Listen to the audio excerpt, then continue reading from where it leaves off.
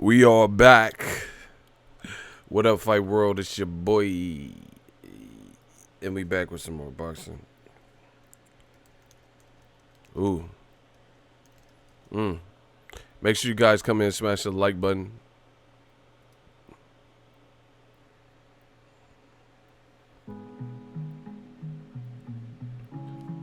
Yeah. We about to talk about this boxing game.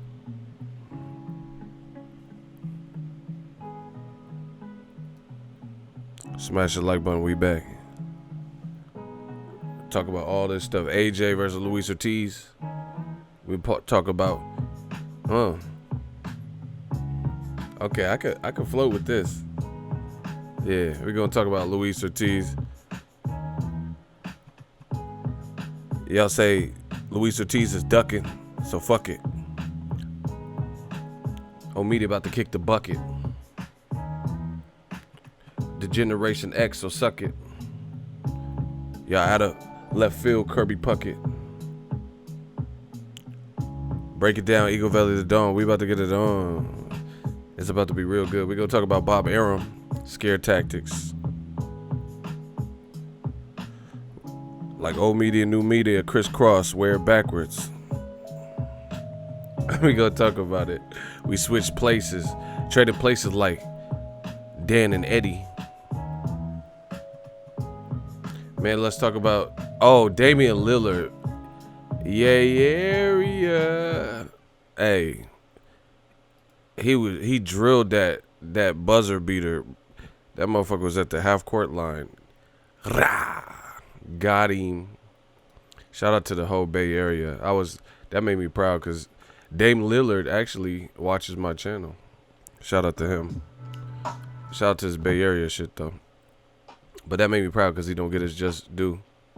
Somebody told me they was on Damian Lillard's Instagram live and he was listening to my video at the same time. They was hot. That man was at the half court. Buckets. Oh my gosh. Dropped a 50 piece. That's a man. I told you this us Bay. Hey, feel me, bruh? This Bay dudes do it different, bruh. You feel what I'm saying? We stay ready. You have to get ready. Let's get it. Get it. He said I'm gonna need OK fans to apologize. Dave Lillard drilled him. Straight up went in there and killed him.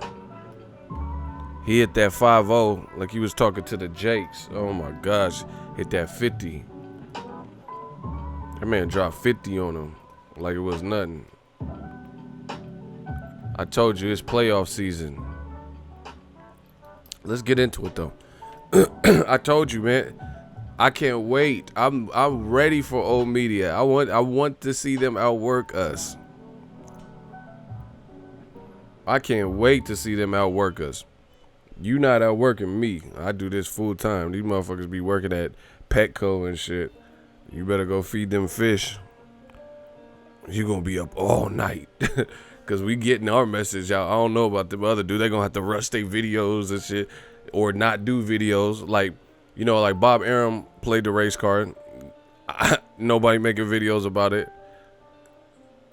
Except for your boy.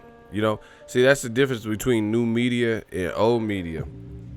You don't see me ducking or dodging no topics. When Floyd, with the Gucci shit, I talk about it. Good or bad, I talk about it. I talk the talk and I walk the walk. And it's going to be that way, baby. So, yeah, you notice that people, if they want to paint certain stupid narratives like Luis Ortiz is ducking, they'll make a video about that quick. But, coon channels and old media and shit, they ain't gonna make no video about what Bob Arum said. See, it's funny to me. This how y'all know who's winning. New media versus old media. Let's get it. When I say something, they say I'm race baiting and, I could prove everything I'm saying with logical, cohesive facts. Bob Arum just made a wild accusation saying Al Haymon is encouraging Errol Spence not to work with him. Don't listen to the quote-unquote white guys and don't listen to a white promoter. Like, where'd you get that from? Like, what is it? I don't understand the basis behind that. See, I don't understand the basis, but when I talk about shit, double standards, I'm talking about these racists. These dudes R&B, they soft, they changing faces. This shit is easy, man. But yeah, if I say something, all of a sudden I'm race baiting, and even though y'all know how I get down, bro. That don't even make sense. Arum worked with Lou DiBella, Shelly Finkel, Brittany Goosen, Tom Brown religiously, but he don't want people to work with white people or see. That's scare tactics, like the shit Donald Trump be doing. Scare tactics, try to make it like if people from Mexico are coming in, they just out here killing everybody or some stupid shit, bro. What about these school shooters that'll be white kids and stuff and burning up churches and emptying the whole clip? I was in Las Vegas on the Strip when the Las Vegas shooter was there. I was out there. Rest in peace. God bless the dead. I was out there. You know what I'm saying? What about him? He ain't Mexican. He ain't Muslim. All this extra stuff. Scare tactics. Try to scare you into feel, oh, Al Haymon doesn't want to work with whites. What are you talking about? Where did this even come from? Yeah, I heard about Thurman Pacquiao. Now we're getting somewhere. Now we get some. This is what is.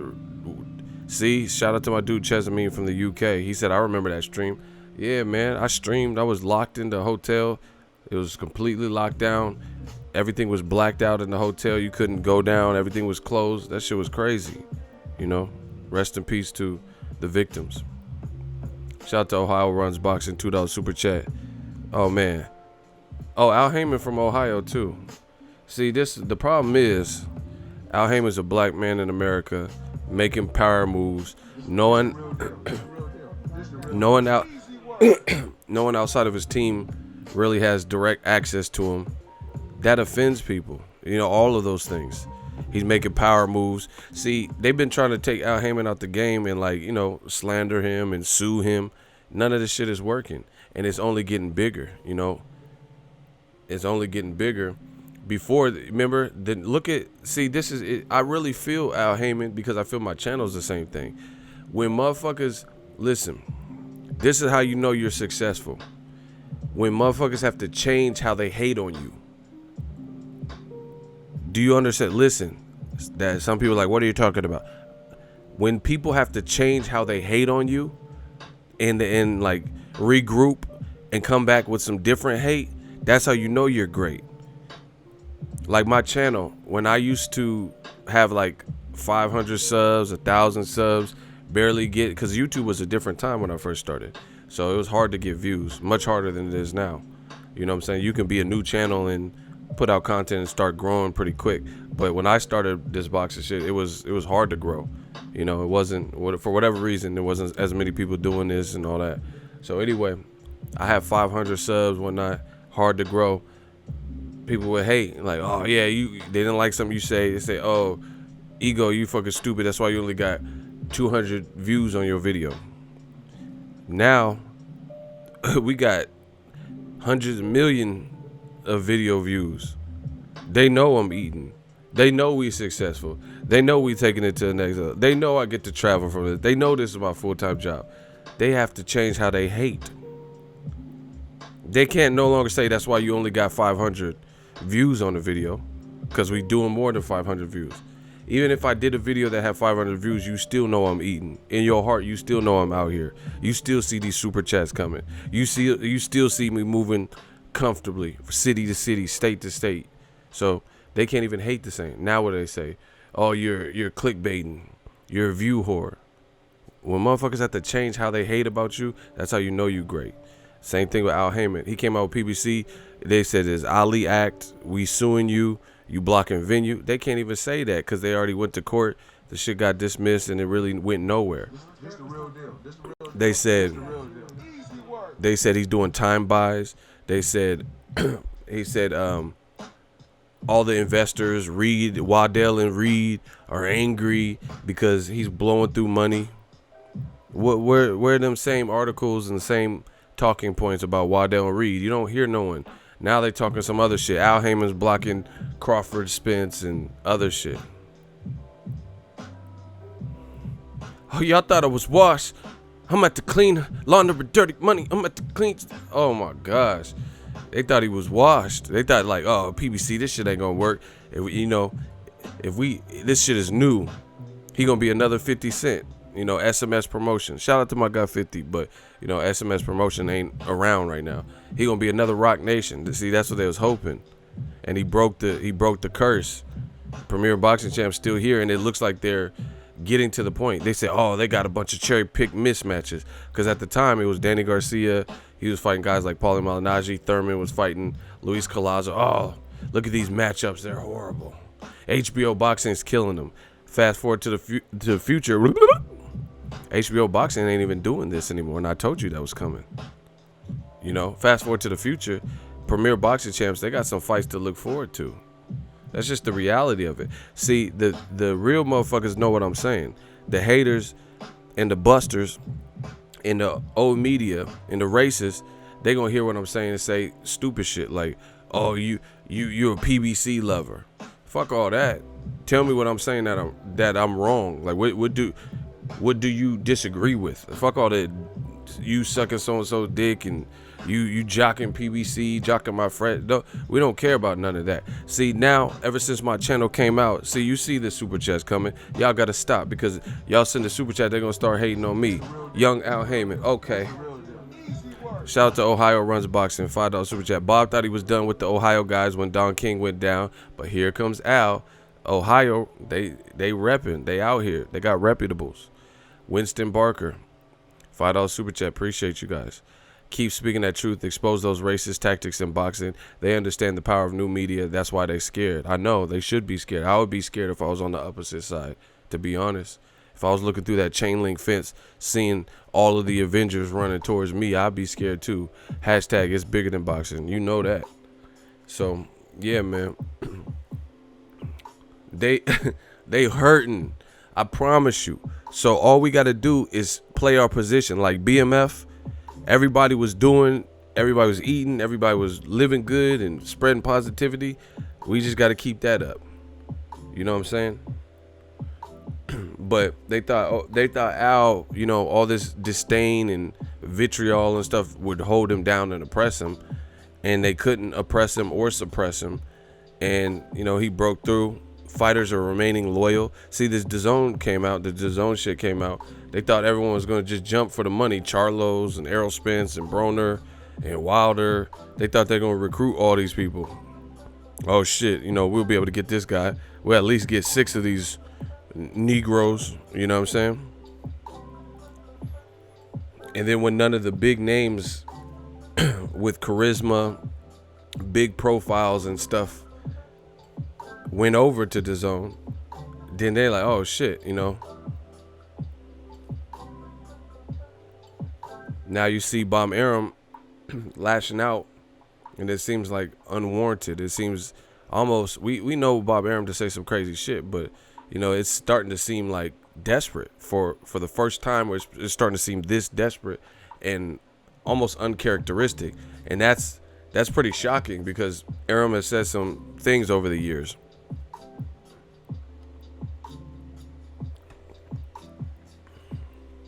So, yeah, man, old media we coming through clutch, new media shit, and old media is looking like a relic out here.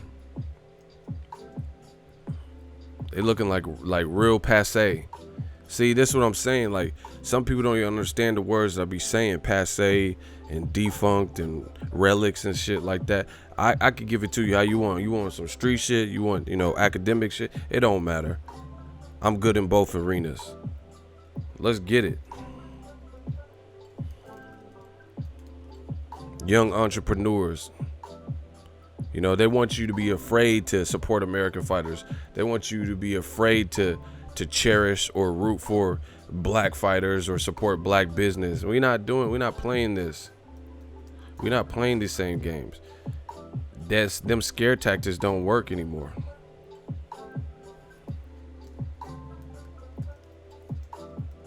That don't work anymore.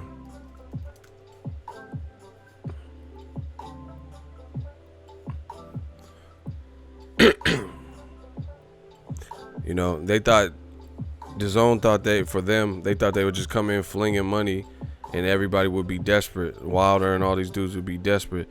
Just in the words of Nipsey Hussle, rest in peace, neighborhood Nip. He said, "Pop at you lanes, cause I'm sucker proof."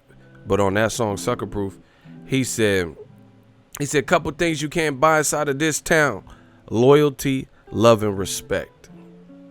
Nipsey the Great.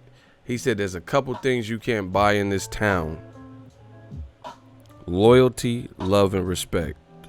True words, people. Al Haymon clearly has some type of bond, you know, where Leo Santa Cruz is naming his son Young Al, where Errol Spence is saying, "Hey, De La Hoya, I'm good in my situation, basically. I don't like how you have treated black people, how Wilder's passing up 100 mil. Shout out to Ardmore, $2 super chat. Old media is now a bunch of ancestors. I promise you, they're going to be like the hieroglyphics where, you know, new media going to be walking through the hallways and, you know, tunnels and shit, and they just going to be on the wall like hieroglyphics where people don't even quite know what it means and shit. Like, what does that mean? Is an elephant with a guy and one eye? You know, they're going to be looking like hieroglyphics and shit. I told you it's going down. And this is by design. Year after year, we start at first, I was like, tell the truth. Tell the truth. And then we just kept cranking it up a notch. And then up another notch. And now we're here. Now it's our time to shine. These motherfuckers will be hieroglyphics. I promise you that. You know, because they're going to look so crazy. So, you know, you can believe whatever you want, but get with it or get lost. Like ESPN, oh yeah, big box, they got all this money, force feeding the public these pound for pound rankings. It's crazy. And the funny thing is, what they don't understand is you could be as big as you want. You're not going to get the respect of the hardcore fans. You'll never like be considered one of us when you try to force narratives on the public. You feel what I'm saying? Like, you try to force them to believe something that you just want to advocate and promote. Nobody's buying that. Nobody just believes that. No one believes you anymore. You get what I'm saying? Nobody believes you. So you could be big, you have a lot of money. All those things are nice, you know, very nice. But nobody believes you. That's the thing. How is it that I could go into a fight and get adorned, you know, get love from the fans, and I'm self-made from the mud? And meanwhile, there's big ass companies who, you know, have all this money and they not being received the same way. This is why. Pound for pound rankings.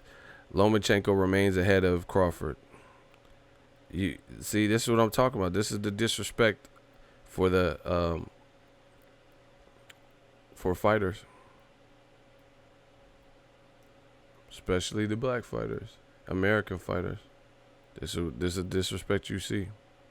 ESPN.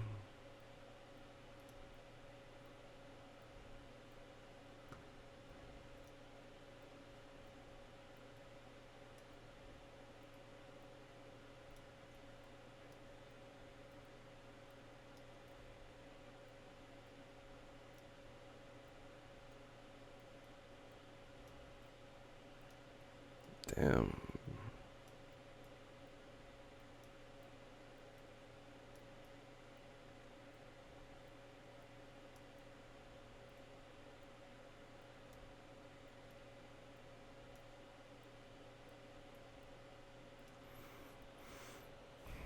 Number 1, Lomachenko. Number 2, Terrence Crawford. Number 3, Canelo Alvarez. Number 4, Spence. Number 5, Alexander Usyk. 6, Gennady Golovkin. 7, Inouye. 8, Mikey Garcia. 9, Sorong Vasai. And 10, Anthony Joshua. Y'all sound stupid as shit, bro. HBO need to fire your ass because you don't know shit about boxing. What the fuck kind of list is that, bro? This is what I'm talking about. All that force fee, I don't know who getting paid. I don't know what. You see, the thing is, and this is my honest opinion. Floyd Mayweather dominated the charts. A lot of people didn't like Floyd. You know, black man. He's outspoken, if you will. Said whatever he want, made more money, beat everybody's favorite fighter. If you're Mexican, if you're Filipino, if you're white, if you're from England, he beat everybody. If you're black, if you're from New York, he beat everyone. He beat Zab, who was from Brooklyn. He beat Shane Mosley, who's black and from Pomona. He beat Manny Pacquiao from General Santos. He beat a white fighter, Ricky Hatton from, Great Britain, from the UK. He beat a ton of Mexican fighters. We don't have to go through. He beat a fighter from Argentina, right? So a lot of people didn't like Floyd, his personality, all types of shit, right? And I think they want so far. After Floyd, it was Andre Ward on the number 1 pound for pound list, right? They want so bad to remove him, and not have it's like they're trying to force feed you and not have another black fighter at the number 1 spot. ESPN, for the last 5, 6 or better pound for pound list that they concoct, it's not been a black person. It's always been Triple G and Lomachenko, and you have guys like Terrence Crawford and Ward and shit trailing them. This not going to work, bro. You could say whatever you want.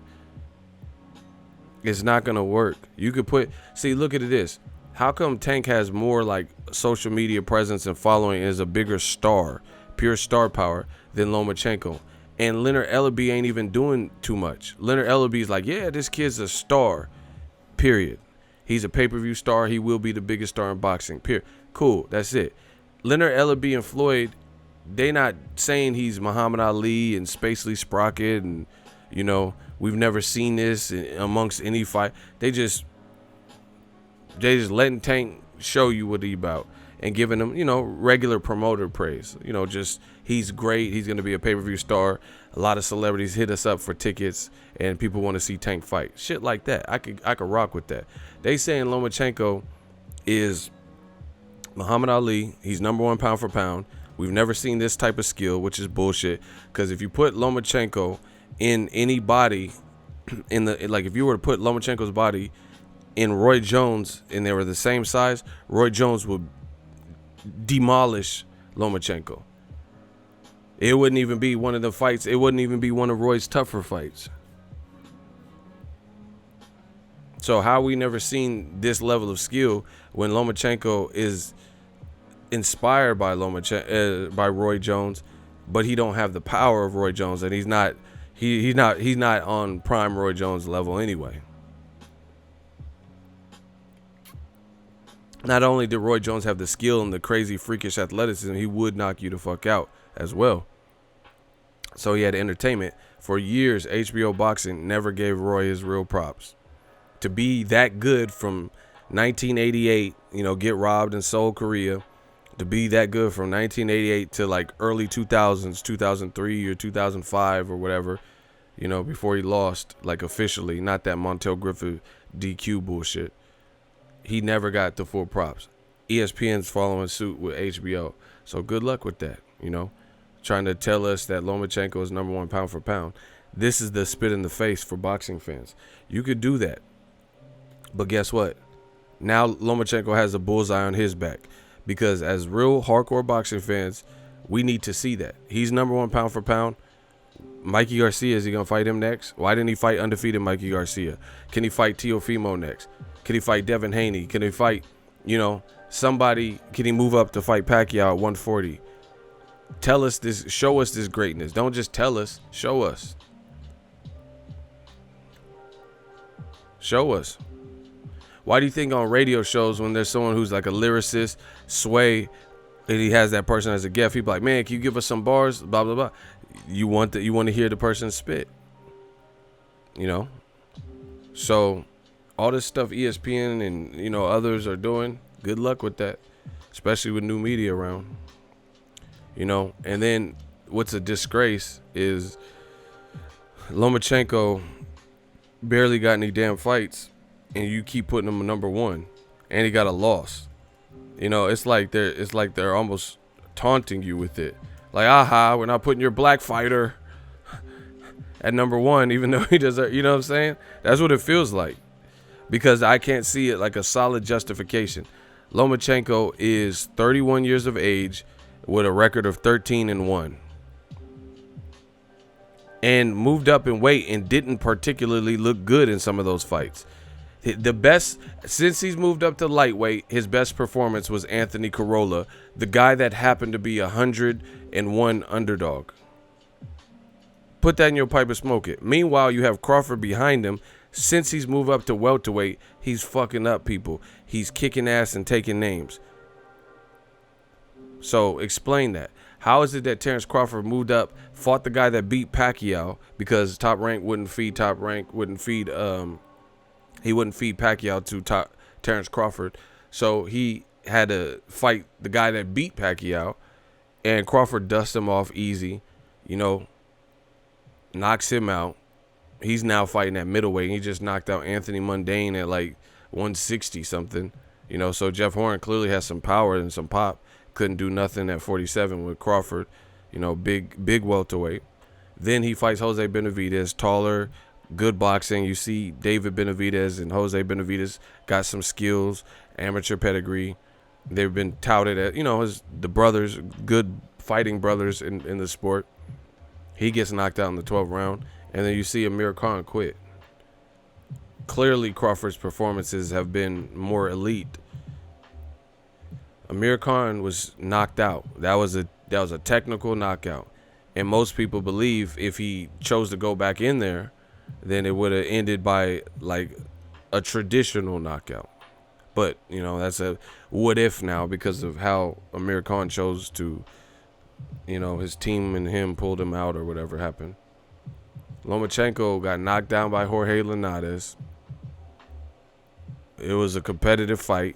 The tide was actually shifting to Linares, and then Lomachenko produced a good body shot that put him down, and Linares, you know, couldn't get up. Then he got the win. Jose Pedraza, a guy Tank knocked out, you know, was tricky and moving too much for him, and he didn't look good until the 11th round. And then the best that Lomachenko looked at lightweight was against Anthony Corolla, who had already been knocked out.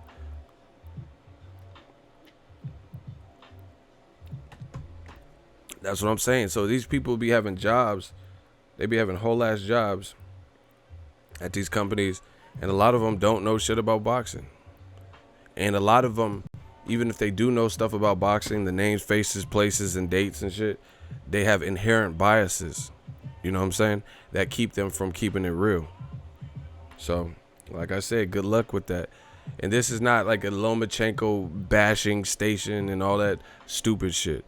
But if you're saying he's number one, like, I'm not, you know, I don't want to even say a bunch of fighters' name. I talked to Caleb Plant, I've talked to Errol Spence, and I've talked to just a ton of fighters. I didn't talk to Teofimo, but we've seen Teofimo get interviewed. None of the fighters are saying it. That's why the ESPN shit is funny, because I hear Teofimo, he just did an interview with ESPN, and they said, is Lomachenko the best? He's like, I don't think he's the best. They said, who would you have pound for pound? He said, Crawford. I picked Crawford. So you have fighters like Caleb Plant. I had the footage. Dre was fighting at the time. He said he has Andre Ward, and he put Terrence Crawford up there. You know, this was a little bit before he became champion. I have an interview from him. So you have the fighters who are corroborating what I'm saying. So ESPN can have that list. Enjoy that. Because the people who know boxing and the people who compete in this sport, a lot of them don't believe you. Errol Spence told me, he said, I don't even see what I got the interview. I don't want to misquote his, but just to paraphrase, he basically said, I don't know what people are seeing. And truth be told, Errol Spence seems much harder to deal with and beat in his division than Lomachenko. However, they'll put these people on these pedestals, like always, and then don't want to see them fight nobody, but we're supposed to believe that Triple G is on the pound for pound list, but Deontay Wilder is not. So somehow Triple G is number 6, coming off of a loss and a shitty resume, and his best win is Danny Jacobs in a fight I don't even think he won. You know what I'm saying? And he's fighting Steve Rolls. Deontay Wilder, pound for pound. I know it sounds crazy because people are gonna say, "Oh, he's not that skilled." He's harder. He seems harder to beat. Triple G just got beat. Wilder, people are way better boxers than him and still getting slept. So you explain it.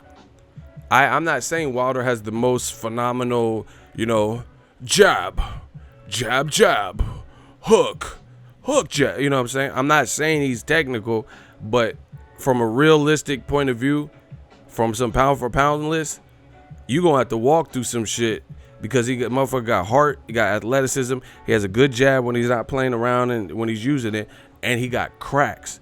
So you go out there, and he has a good frame, like, wide shoulders, tall, basketball player type physique. So Triple G's coming off a loss. And like the best you could give Triple G is imaginary wins that the judges didn't give him. Like Canelo. Oh, I thought he won.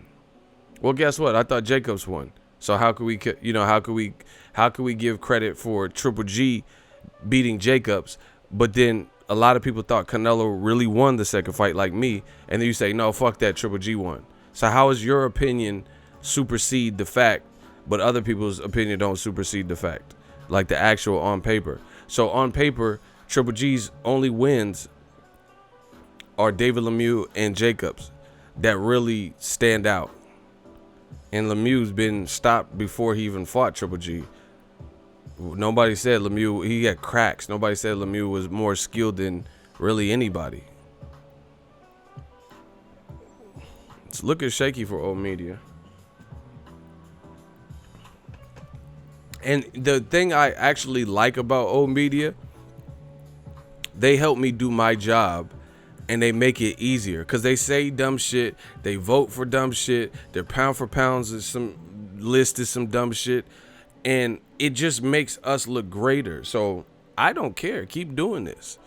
You're not offending me. You're disrespecting the fighters. I'm not a fighter. So you're not disrespecting me. I'm just standing up for the fighters that you are disrespecting. But it's funny because just like ESPN, they said Ronda Rousey was invincible, the best woman's fighter that's ever lived. Bet. They said she could beat Floyd Mayweather. Bet. Floyd would. Y'all thought it was some domestic violence, the shit he went to jail for? Sanction a fight with Ronda Rousey and Floyd Mayweather. Y'all really gonna see a DV. That wouldn't even be competitive, bro. Y'all disrespecting the GOAT. Y'all disrespected the GOAT talking about some Ronda Rousey. You see where she's at. She on some WWE, SummerSlam, WrestleMania shit. Fake ass acting, putting her in police cars and shit, bro. But this is the dumb shit that they promote and say. I have no problem saying Ronda Rousey's a good judo artist. But to say she's the best woman's fighter, put her in there with Clarissa Shields. She would get Clarissa Shields is calling out men. Put Ronda Rousey in with Clarissa Shields. I wish Ronda Rousey was undefeated right now and still relevant in the still fighting. So, because now people are talking about Chris Cyborg and she just lost. They talking about Chris Cyborg and Clarissa Shields and Cecilia Brækhus and stuff. Man, I wish Ronda Rousey was undefeated, bro. Clarissa Shields would eat her lunch. Clarissa Shields would. Man, please stop. Ronda Rousey would. She would be. Because Christina Hammer can actually box and was bigger. It was bigger. And she had a good jab. You even heard Clarissa Shields. She said, damn, that bitch got a jab. Ronda Rousey be. I seen her shadow boxing and shit. She's shadow boxing like crazy, like looking crazy, bro. Clarissa Shields would eat her lunch. That shit would be bad. That would look like Bad Girls Club and all them shows my ex used to be watching. When one girl in the house could really scrap, Love and Hip Hop. That would be some love. Clarissa Shields would beat the Love and Hip Hop out of Ronda Rousey.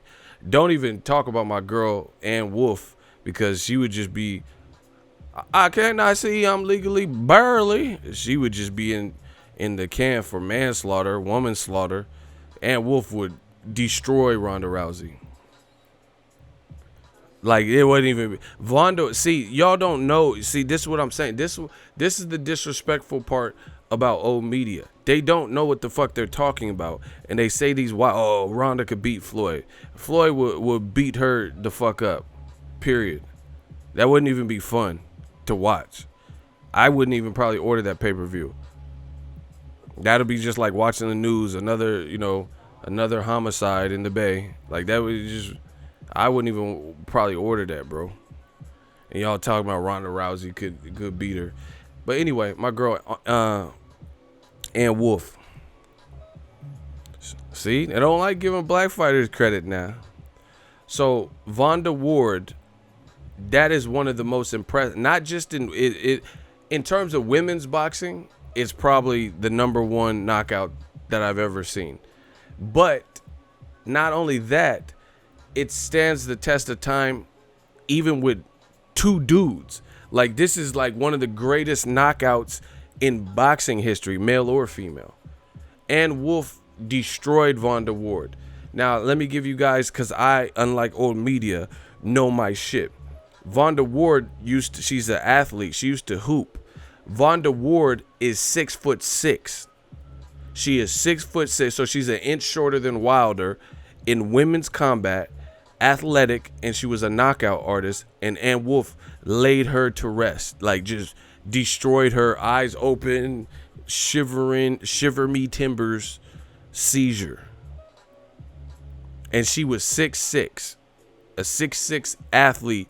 And I don't know how tall Ann Wolf is, but I know she has to be 5 something. I know she ain't no 6 foot or better for sure, because I seen Ann Wolf somewhere. I didn't even want to take a picture with her because I didn't want to get knocked out. She's listed at 5'9". Yeah, fighting a girl 6'6" who had cracks and destroyed her. So put Ronda Rousey in there with that. But once again, this is what ESPN and HBO, this is the old media, this is what they do. They said Chocolatito, #1. I haven't even heard anything. What about that package deal between Triple G and Chocolatito? Remember how you used to get a Triple G fight and the co-feature would be Chocolatito? That was pretty short-lived. Shout out to my dude Manny Ortiz. Shout out to him. Check out his channel if you need help with any type of photography. I'm just gonna send them to you, bro, because you know your shit. But check him out if you're into photography. You want a cool dude, Yeah. Anyway, Vonda Ward got destroyed. But anyway, yeah, it doesn't make sense. They said chocolate. What happened to Triple G Chocolatito 2 for 1? They kept putting him on the same card. No one's even talking about Chocolatito. No one's even talking about him. But they said he was #1 pound for pound. Listen, I'm not even my thing is this. I'm not angry at any of these fighters. Ronda Rousey, Chocolatito, Lomachenko. I don't have anything against them. I really, truly don't. But the machine and the vehicle behind them in old media, what they're saying, they put pressure on these fighters. Like, I am perfectly content saying, let's watch Chocolatito. Unless you really and truly see something special. They be like Mikey Garcia. I see something. Chocolatito's pound for pound. I see something. And then we're like, he's good. He's cool. But, pound for pound, I see it.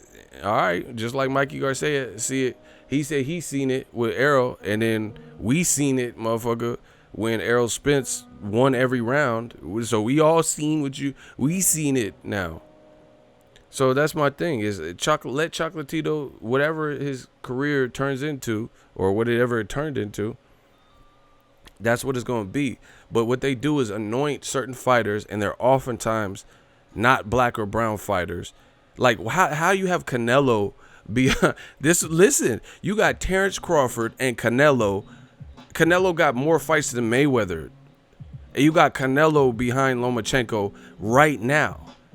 Right now, Canelo just moved up 10.5 pounds, beat the dog shit. He beat Chavez Jr. into a robbery because Chavez went back to the room and he was so hurt from the Canelo fight. He let some thoughts rob him.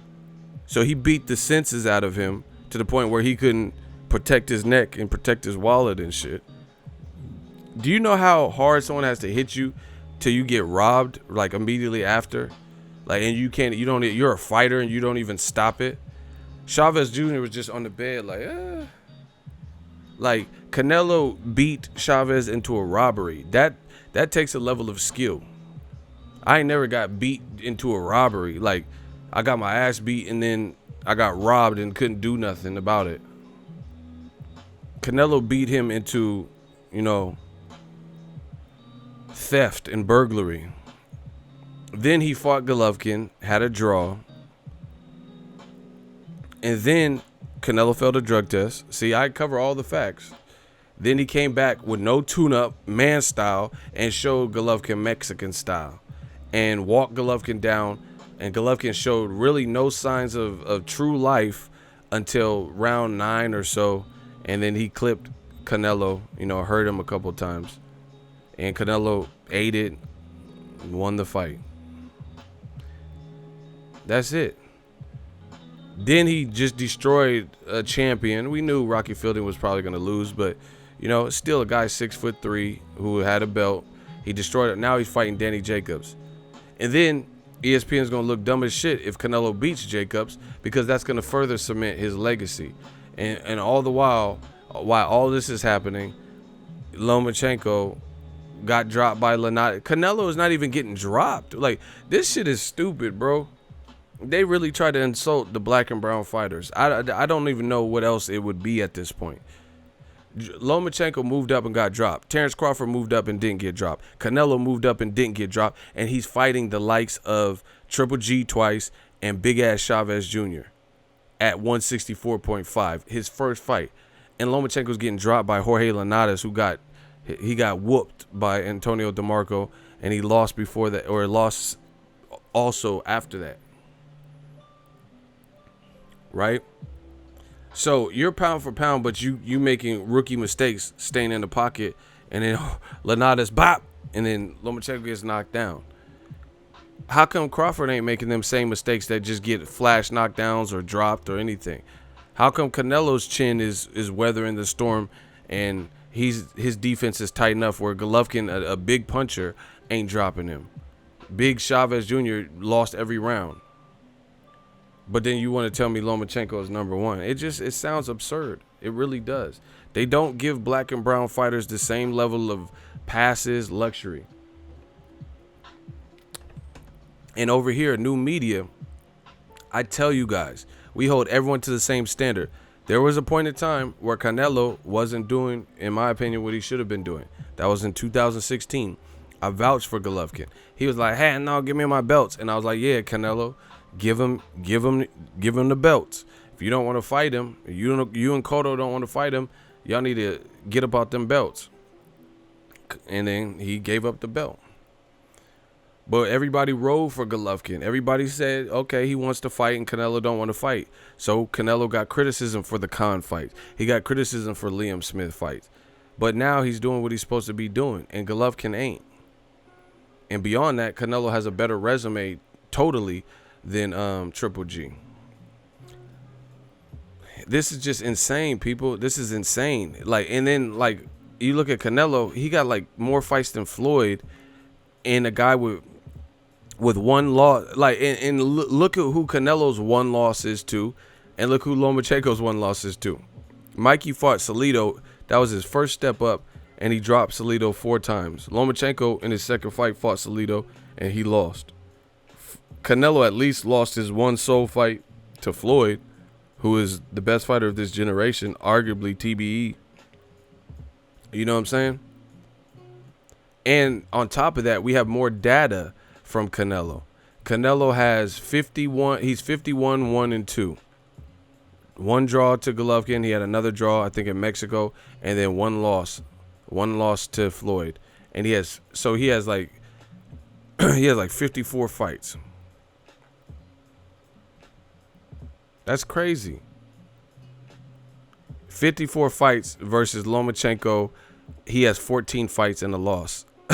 And you mean to tell me you've seen everything you needed to see basically in 13 victories that puts him over guys like with 54 fights like Canelo, guys like Terrence Crawford, who has a record of 35-0 with 26 knockouts, and he's done the same thing in moving up in weight. Canelo's moved up in weight. These guys are all moved up in weight, not just Lomachenko. So maybe if it was a guy that didn't move up in weight, like Crawford just stayed at 140 and 147, and I already know I'm winning this battle. Crawford unified a division. Loma has never had a division on lock and unified. This is the most belts he's had in his career. And look who he had to fight Pedraza after Pedraza just got the belt. Pedraza's very next fight was Lomachenko. So we don't even know if Pedraza would have fought Mikey Garcia or somebody outside of Lomachenko. We don't even know if he would have won. Because truth be told, let's say Robert Easter Jr. hadn't fought Mikey. If Robert Easter fought Jose Pedraza, who was new to that division, there's no guarantee that Jose Pedraza would beat Robert Easter Jr. Robert Easter is extremely tall for that lightweight division, and that would have been a unification too.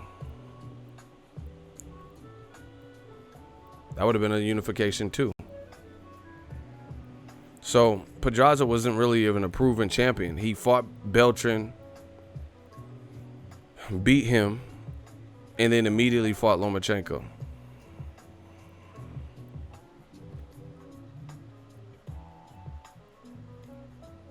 All right, we got a hot seat. Mitchell Grant. Loma's run is excellent, and in his 14 fights, his resume is better than 95% of the field. Okay, first of all, if he fought 405 fights before he turned pro, so we understand that he's experienced. That's why he's able to jump right in the mix. And his age is older. Plus, when you're an amateur, when you're in your second Olympics, like Lomachenko, he's older. He might be like 23, 24 in the Olympics, fighting people who are 18, 19 and still developing, and that made it to the Olympics. That's something else to consider. So tell me how Lomachenko in 14 fights has a better resume than Terrence Crawford and a better resume than Canelo, who has 54 fights.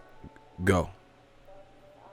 Canelo has 54 fucking fights and Lomachenko has 14. So please tell me how he has a better resume than either Crawford, or he's done more than Crawford and he's done more than Canelo.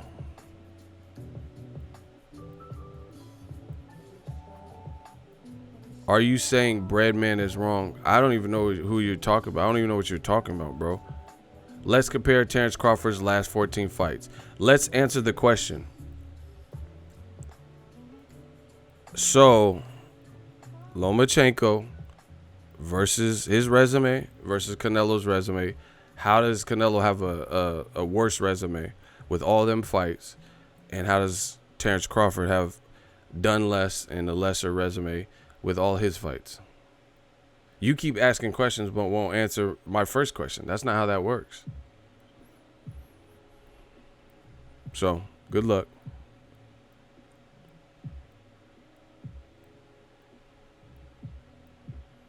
Last 14 fights, Loma is stronger. When are you going to answer the question? Why? Okay, so why are we comparing 14 and 14? We're comparing resumes. So that doesn't even make sense, bro. That's like saying, what are you talking about? Like, we're comparing. The thing is, we're comparing people's what they've accomplished. You keep talking about 14 versus 14. Why am I only looking at Canelo's 14 instead of his whole body of work? Why am I not looking at his whole body of work since I have the data? That's not how that works. I'm not going to omit his resume, parts and fights that I've watched because you want me to. So let's say his Shane Mosley performance was 16 fights ago. So I have to pretend I never seen that, even though I did see it multiple times because you want me to. That doesn't even make sense, bro.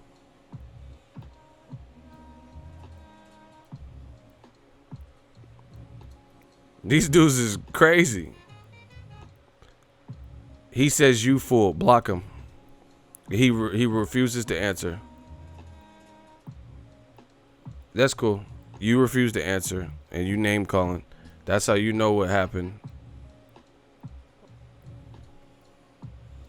And still.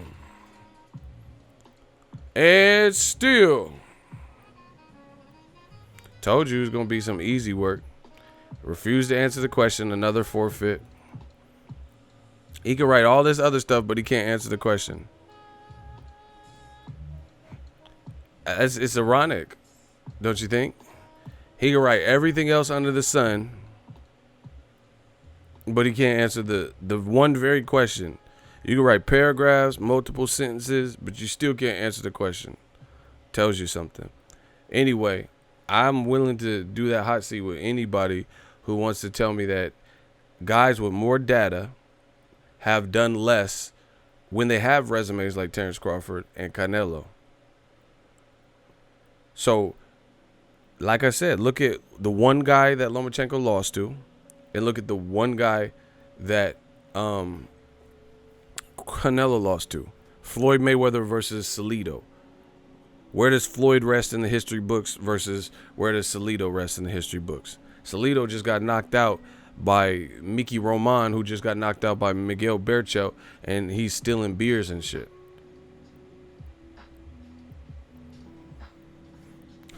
I don't really do a bunch of speculation. What do you think ESPN pay-per-view did? I'll wait and see when they release it, if they release it. I don't really care to speculate because I don't know. I don't know how many. That's the first ESPN pay-per-view that we've had in a while, so I don't know how many it did. But if it comes out, I'll make a video about it. Ollie the Fourth, $5 super chat. Pound for pound is definitely watered down. The best won't fight the best in fear of taking the L. This generation got to buck up and bring back boxing of old. So anyway, that's just that. The bottom line, that last dude, Mitchell. You thought I was gonna lose to someone named Mitchell? Mitchell? Like who beat you in the hot seat? Mitchell? Y'all thought I was gonna lose to a Mitchell? Nah, man. I can't lose to Mitchell. Mitchell and Ness and shit, bro. Yeah, we gonna turn you to a fucking throwback. Anyway, yeah, I can't lose to Mitchell. But anyway, the funny thing is, I was prepared to chop him up in another way. Mitchell, I was gonna chop him up in another way because Canelo, he got babied kind of earlier in his career because he was young, learning on the job. So Canelo's best work is his last 14 fights. Funny how that works. So I could have chopped him up that way too, but I was just waiting to see what he said. So if you really want to be correct, if you look at Canelo's last 14 fights, that takes you back. He has 54 fights, so that takes Canelo back to his 40th fight. He fought Mayweather in his 40-something fight and Austin Trout in his 40-something fight. So his last 14 fights are his best that would rank him. The other shit, beating guys like Miguel Vasquez and stuff, that, Leonardo Tyner, that's cool. But his last 14 is the most impressive shit. And he talking about, let's go 14 for 14. Even if we went that, I still would have chopped you. I still would have chopped Mitchell. Still would have had Mitchell with no answers. Because his last 14 fights contain the Mayweather fight and Austin Trout fight. Mitchell?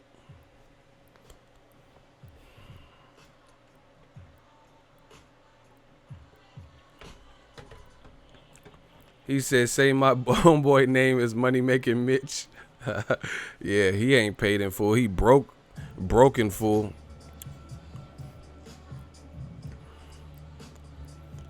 Canelo was 15 on his debut. True.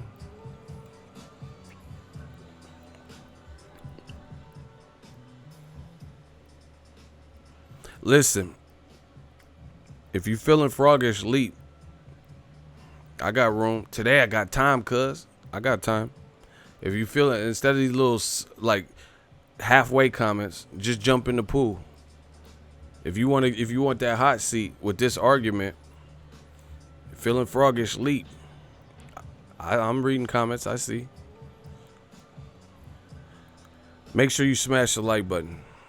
Jump. Don't leave these like, oh, but this guy did this. Just jump. If you're feeling froggish, sleep. You don't have to like dip your feet in the water. Just jump in. If you want to smoke and you want to debate this, just jump in. Block Victor Miranda. Victor Miranda. We gonna read you the Miranda rights. Hit you like Kung Fu Panda. Read you your Miranda rights. They know I'm right. New media. Obey my thirst like Sprite. Listen. He said why. You'll find out. Hey, shooters, escort him out the building. Get all these dudes out, bro. Yeah, smash them likes. They trying to come, bro. They trying to come. Anyway, like I said, just if you, why don't they, like, this is what I don't understand. New media is self-sufficient. We have a community. We have a fan base. I have people that watch the channel. I have people that come back routinely. I have people who are channel members. I don't think anyone in boxing gets that. That's $5 a pop. Everybody with the army green. We're good. We don't need what. Go help old media. They need, you know, if you are saying these radical points, why don't you go help old media? They need the help. I don't. How are you gonna? You hate everything I'm saying, but you're actually supporting. I'm telling you to leave, so it doesn't even get to getting blocked. They don't. They refuse to help old media, but they're a part of old media in their thinking. This is insane. This is literally insane. Baz, blocking. Oh my gosh. I can smell a rat. Baz, I know you're a rat. Baz. Bye-bye, Baz. Buster ass. That's your name, Baz. That's how you got it. You was in Compton. They were like, who's this Buster ass? We call him Baz. Get Baz out of here. He's a rat. I'm telling you. I can smell it. I'm getting too good. I'm in the zone now. Baz is a rat. Everybody say, I smell a rat. Oh my gosh. Baz was a rat. You rat bastards. Hey, Baz the rat. He was wearing a wire. I'm trying to tell y'all. They keep coming back, bro. Why do they keep coming back, bro? Let us be. Let us just talk. You know, it's like they can't stay away. It's insane, bro. Oh man, but yeah, that the ESPN pound for pound list, God bless you.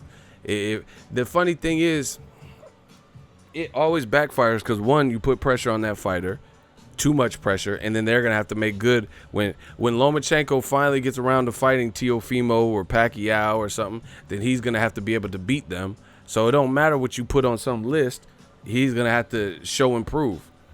Or he's never going to, or you know, he's never going to fight the people we want to see him fight. Like Triple G. Triple G, his toughest competition, and now he's back to fighting Steve Rolls. Listen. Steve Rolls, this is no slight to him because I don't think he did anything wrong here. He's just being a man, taking the, you know, take care of his family. He took the opportunity. But this is sad when you see headlines, Steve Rolls, I am not just a tune-up.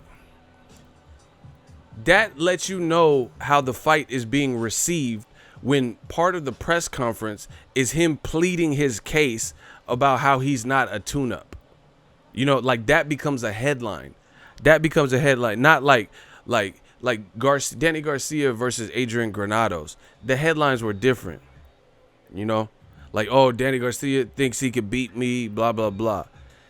The whole headlines I'm reading is like, I am not a tune-up. You remember Richard Nixon, I am not a crook. That's what the headlines is reading with Steve Rolls. So that goes to show you how the fight is being received. Look, my man said, who the hell is Steve Rolls? I feel like a casual now. Nah, you're not a casual. He just hasn't made... And see, it's fucked up. Like, bro, they're not gonna be happy until Triple G kills somebody. I'm telling you, you putting a man in there who ain't never fought a 12 rounder, who ain't never fought out of Canada, really, who only has one. Listen to me, people. He has never fought a 12 rounder, and he's only fought one 10 rounder, and he's age 35. That's crazy. Clarissa Shields 2 weeks ago just fought a 10 rounder as a woman.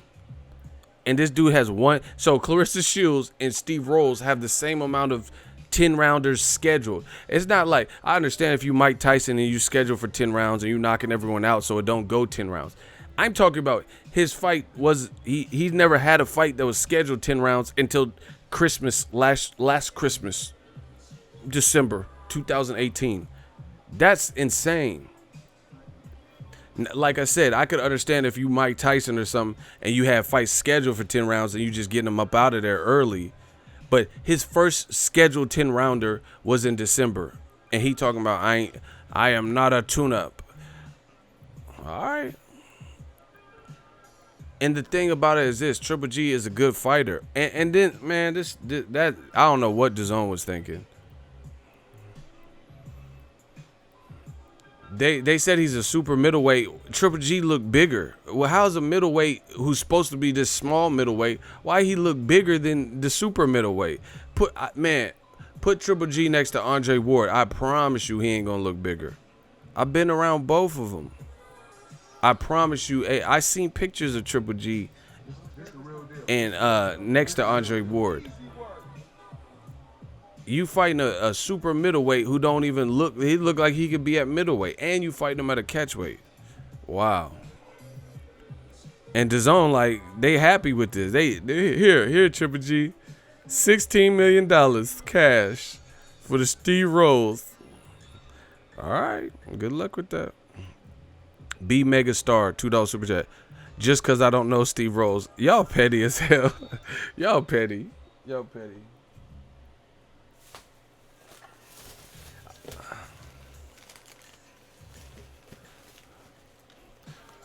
Look, I got this Mexican style. I got this.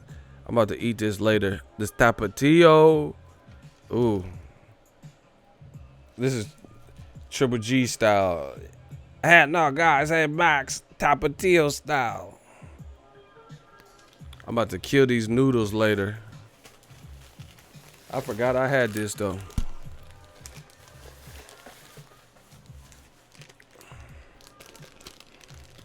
Shout out to my homie Trolley. Shout out to my nigga Trolley. Slurpee favorite Trolley. Pause. He said roll his ass up. Hey, y'all tripping. All right. But, and see, this is the thing. You know, Steve Rolls might, what if he just hears all the, you know, nobody knows him. This is just a bad fight for Triple G. I'm going to tell y'all why. Because there's nothing to... Oh, shit. There's nothing to really be gained. Steve Rolls might come out like, you know, like a madman. Feeling he has something to prove or that he bigger. You know, so Triple G might look bad in this fight. You never know. And see, that's the precisely what happens when you're not supposed to... When you start fighting a bunch of motherfuckers that ain't at your caliber. There's nothing to really gain from it. Because if you fighting Carl the Tooth Williams and you supposed to be elite and you constantly keep fighting people like that, eventually you're going to get to someone who you were supposed to dispose of or something. They're going to have you looking bad. So I don't even like fights for that reason. Like, what if it's in the 6-7 round and Triple G lose him? Remember Lucas Matisse fought that dude from Thailand? Tawam or some shit. Matisse looked like shit in that fight. And then he knocked him out later.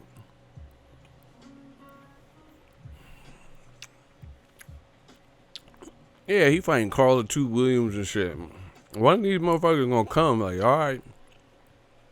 I ain't no motherfucking cherry. Hit you with that bolo punch.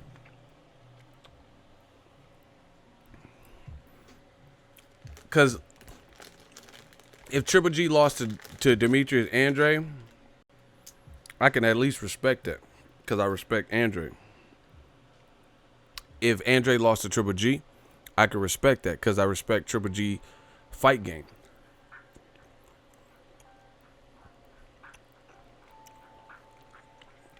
And these trolleys be smacking home.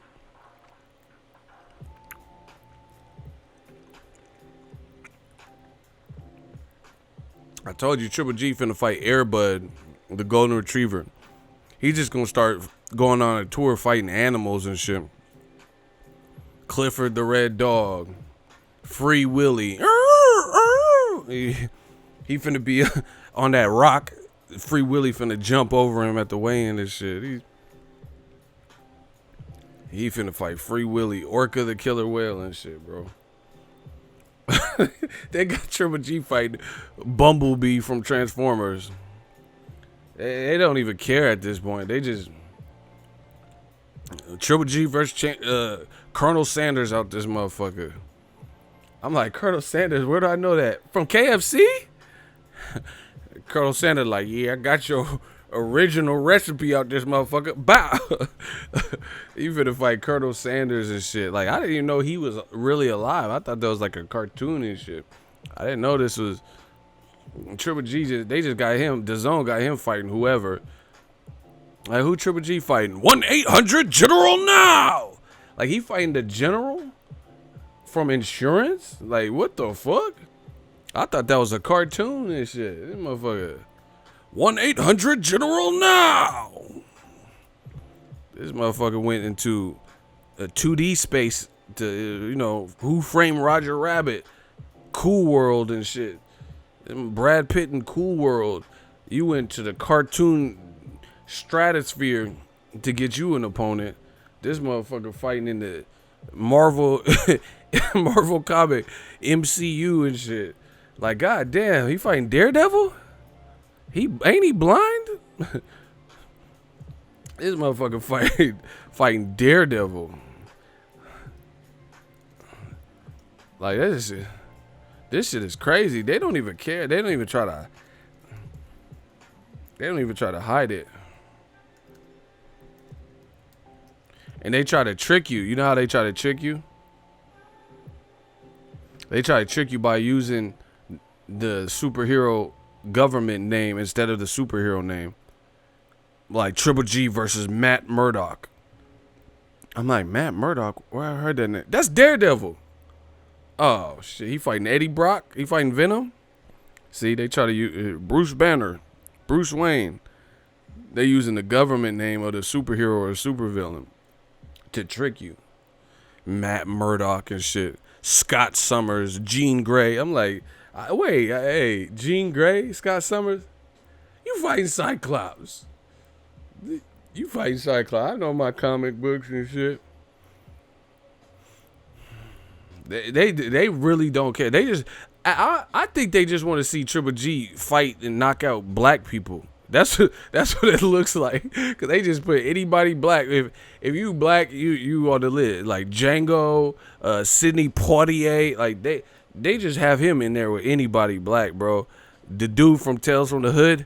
Ah yes, that shit. You be with the guy knee deep in that shit. They got Clarence Williams III. They just putting him in there with anybody black. That's what it feels like. Ah yes. That shit. You be knee deep. He fighting cast members from Moesha and shit.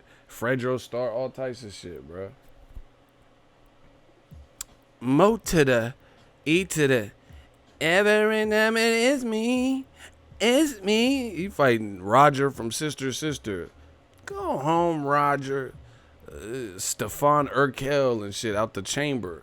They just putting Triple G in there with whoever to try to keep him warm with, trying to keep him warm for Canelo. They, like, yeah, any black will do.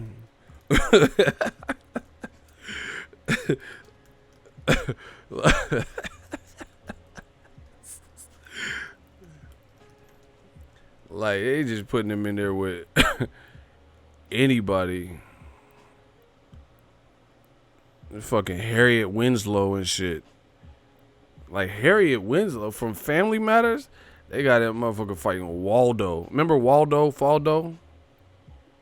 What's up? What's up, Steve? Fucking Braxton P. Hartnebrig. Get the fuck up out of here, bro. Waldo from Family Matters. Waldo. You fighting Braxton P. Hartnebrig. God damn it, Jamie. Triple G.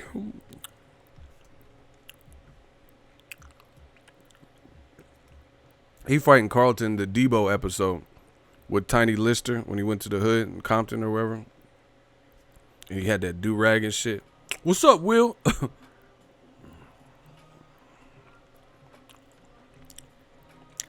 I'm done. Someone said they got in there fighting Rudy, boyfriend from Bud from the Caribbean. Y'all almost made me choke on a worm. Pause. Speaking of worm, he probably gonna fight Big Worm next. Worm.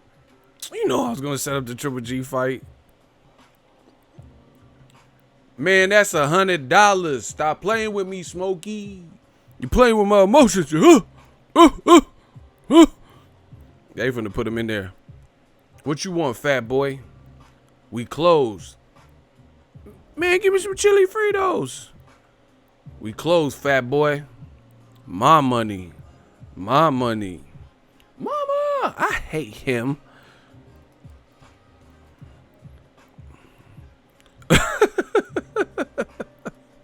Somebody said Triple G for the fight, bruh, man, from the 50.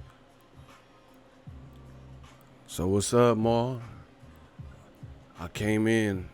Hope you don't mind me borrowing your roll, Ma. Had to make me a sandwich. Just like Ma's used to make them. Made me a ham sandwich, Mom.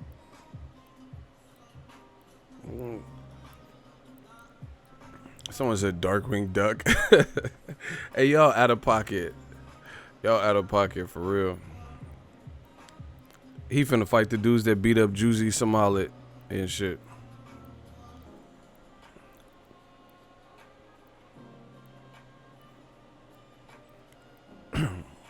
He finna fight Jeffrey from Fresh Prince. Master Williams.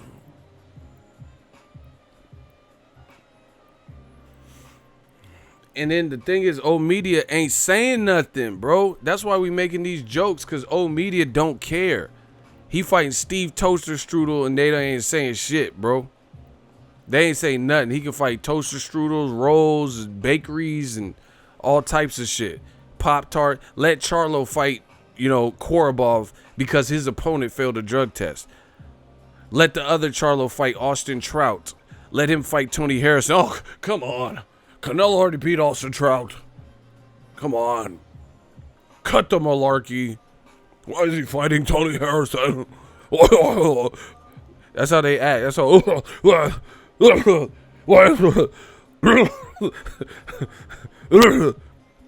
Come on, man. Why would Jamel fight? Why would Jamel fight Austin Trout, man? Tony Harrison, come on. God damn it. God damn it, Charlo. It is always some extra shit. And then Triple G just pull out a name, ain't nobody. He just might as well fight Michael Blackson. At least the motherfucker funny. He gonna have some jokes or some shit. Like, hey Triple G, I just a bitch ass nigga. Try again, motherfucker. No, I do not have no goddamn receipt cover case. Do you know who you're dealing with? At least fight somebody funny and shit so he could be entertained and shit. Michael Blackson and shit. No, she look like Muhammad Ali, nigga. She look like all of them niggas, Fight one of them motherfuckers, bro. Fucking Michael Blackson and Repos out this motherfucker. The bitch says she look like Layla Ali. She look more like Muhammad Ali. She look like all of them niggas. They just putting Triple G in with anybody black, bro. The Guys Must Be Crazy. Remember that? Just that African dude from The Guys Must Be Crazy and shit. They putting him in there with Denzel with the perm from Malcolm X. Hot. We didn't land on Plymouth Rock. Plymouth Rock landing on they just He just put him in there with anybody. Big Red from the 5 Heartbeats. I said, my office hours, 9 to 5. Open the goddamn window. Like, he fighting Big Red. Big Red? He fighting the cast from Leprechaun in the Hood and shit. It wasn't me shillings. That once was a man from a trust.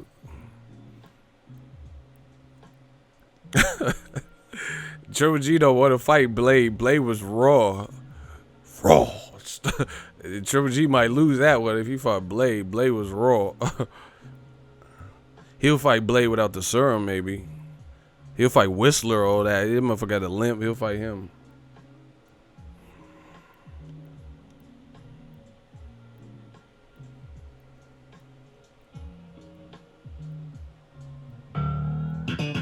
The Black Channel. Why with the Black Channel? Why does Triple G get criticized?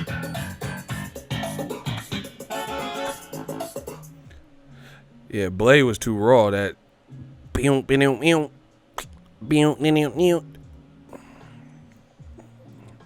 that techno music was raw on Blade.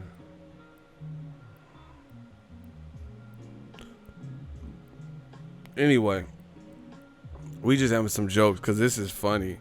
Like Triple G, remember on Coming to America, he was like, "I must find my bride.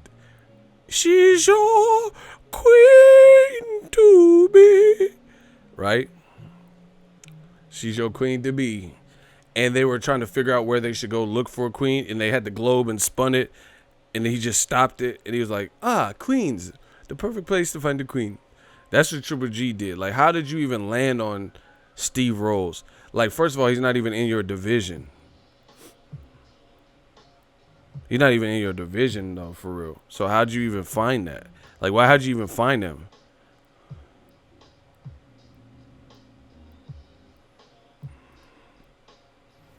You know what's funny? I use slang terms, and they try to come in and use slang terms, and they don't even know what the term means. That's how I know there's a bunch of goofies. Like, I say certain things, certain terms, that, the urban, the Black Channel, they know what I'm talking about. And they try to use the term back, and they don't even know how to say it. They don't even know what they talk about. They be like, cut this nonsense, Ego, you're being a coon. Like, you don't even know what a coon is. Because I'm not even cooning. You don't even know what being a coon is. You know what I'm saying? This dude just said, why are you always talking about pocket watching and you're pocket watching DAZN? How do you pocket watch a company? These dudes is ignorant. He said I'm pocket watching a streaming app. How do you pocket watch a streaming app? That's stocks, motherfucker. That's watching the stocks go up and down. What are you talking about? How do you just explain how you pocket watch a streaming app?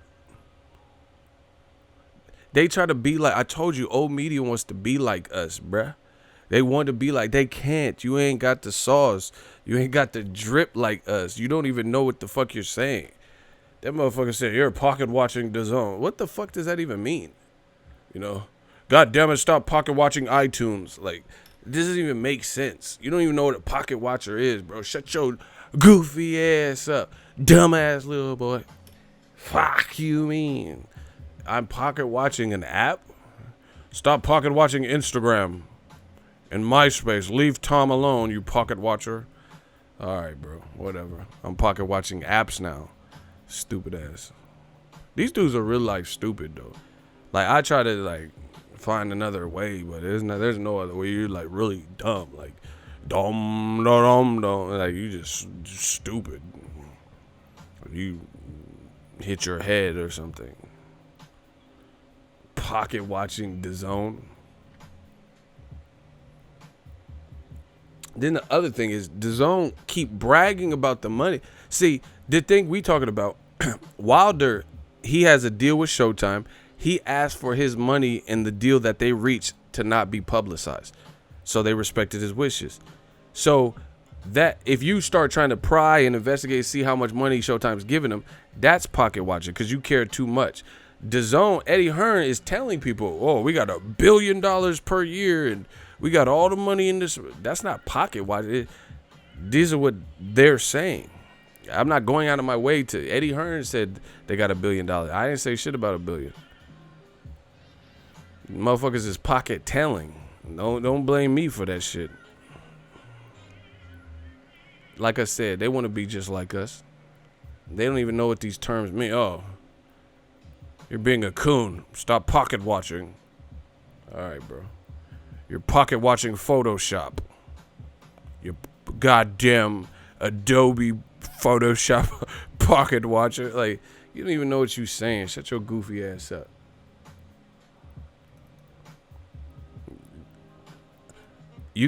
He said you could tell old media dudes was never cool. Yeah, because they're not hip. They don't understand what this shit even means. They don't even know what this. He said they trying to use our slang, bro. His comment says something to the effect of, how come you're always talking about the pocket watchers, but you pocket watching DAZN? Facts. What? Just because you say fact, like, this motherfucker's goofy. A bunch of goofies. They say it weird as shit. You're pocket watching DAZN. Factoid. Fact checker. Like, this is not even how you say it, bro. You messing up the slang. That motherfucker talking about fact. Here's a little tidbit. A tidbit? Factoid? Hey, bro. Y'all just are uncool. You guys are uncool. Remember Bob from Martin?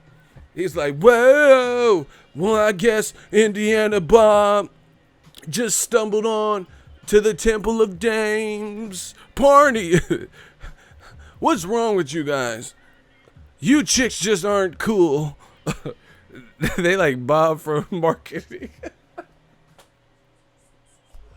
They like Bob from marketing. Whoa, oh man, what's happening? I got this slice of pizza. You chicks just aren't cool. Party. Like, these motherfuckers like Bob from marketing. Shut your dumb ass shoulder pad wearing ass up. Fuck is you talking about? Well, I guess Indiana Bob just stumbled onto the Temple of Dames party. They don't even know what I'm talking about. That's how they don't got the sauce like me. They're like, who's Bob? Bob Saget? Bob Barker? What Bob is he talking about? Bob Arum? Is this Bob Arum he's talking about? No, it's not Bob Arum. Y'all motherfuckers don't know. That's what I'm saying. They not like us. That's how I can always smell the rats, man. They not like us. Whoa. You chicks are uncool.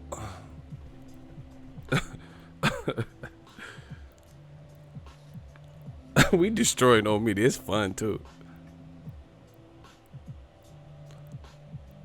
I heard there was a party and I said, whoa, party's my middle name.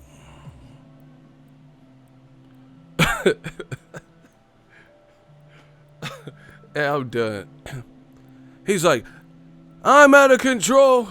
Gina's out of control. This whole damn party is out of control. Let me stop. They get mad as fuck. Still, they ain't gonna do shit. They ain't gonna do shit. They get mad though. We got people all in the crowd. They gonna get mad though, but they ain't gonna do shit. We all in them crowds. Eagles Army, we deep. Anyway. The rat is back. Crazy how a guy with multiple belts can't find anyone to fight him. Oh yeah, so sorry. You feel better? Rat.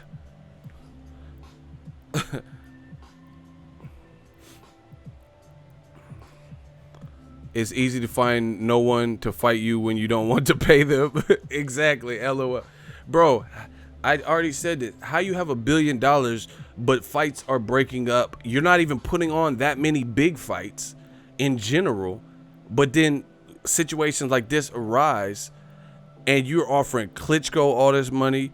You know, you're offering Devin Haney different offers. You're offering Wilder 100 mil, and you can't. Wilder didn't take it. Klitschko, to my knowledge, didn't take it.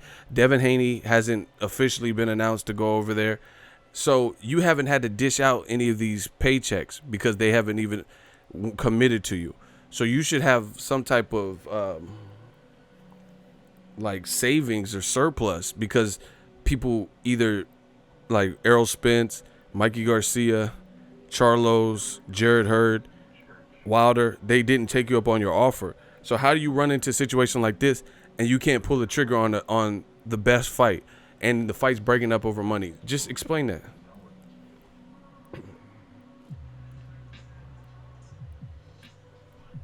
Like, here's an example. I'm gonna give you a variation. We know Floyd has money. Okay, motherfucker, I got money.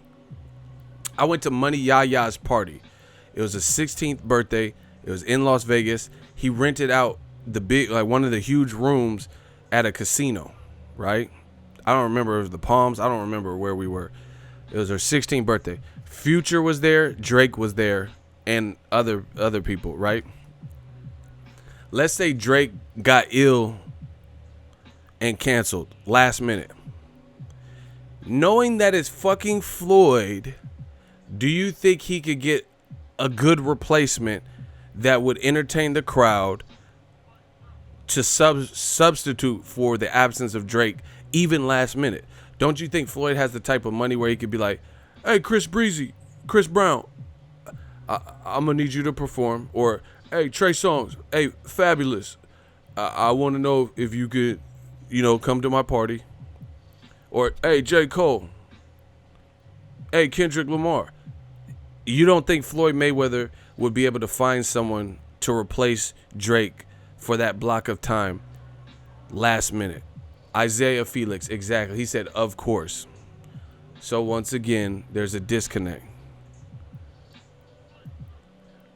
If Drake was the schedule, because Drake was there, if he was the scheduled performer and his throat was sore or something where he couldn't perform, or he was like really ill, you know what I'm saying, got the flu, temperature, I guarantee you Floyd, even last minute, would be able to pull some strings and pay somebody to the point where, oh yeah, I'll do that, hell yeah, you know what I'm saying, and get Mariah Carey or somebody to fill in. Period. DAZN, Eddie Hearn keeps saying we got $1 billion, more money than anyone in boxing, but they're not putting on the biggest events. Name one event that they've done that you would even say is bigger than Mayweather-Maidana. That's not even Floyd's biggest fight. Mayweather-Maidana 2. Name one event that they put that you think grossed more than Mayweather-Maidana. Both on the TV, like, the viewership and subscriptions versus pay-per-views or whatever, live gate, all that.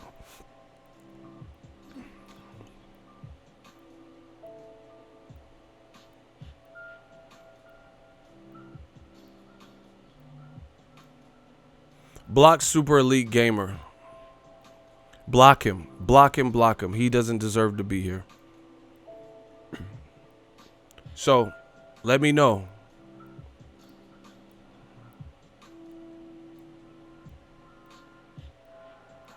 See, oh my God, I love Ego's Army. Thank you.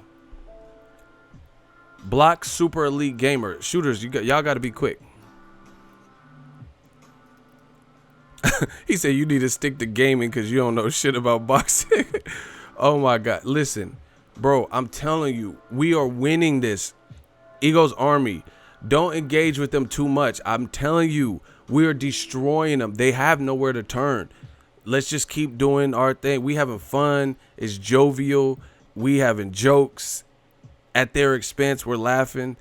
Please follow my leadership. I know people want to do their own thing. Leave them alone. Don't, their videos and stuff, don't even respond and rebuttal. We drying them out. I'm telling you, listen to me. But shout out to Dion because he did respond with some great thing. Dion Barfield. If you guys see, look, we got a community. Give it up for Dion Barfield. Can we get some clap emojis? Can we get some clap emojis? He brought up a great point, and I'm going to explain it to you guys.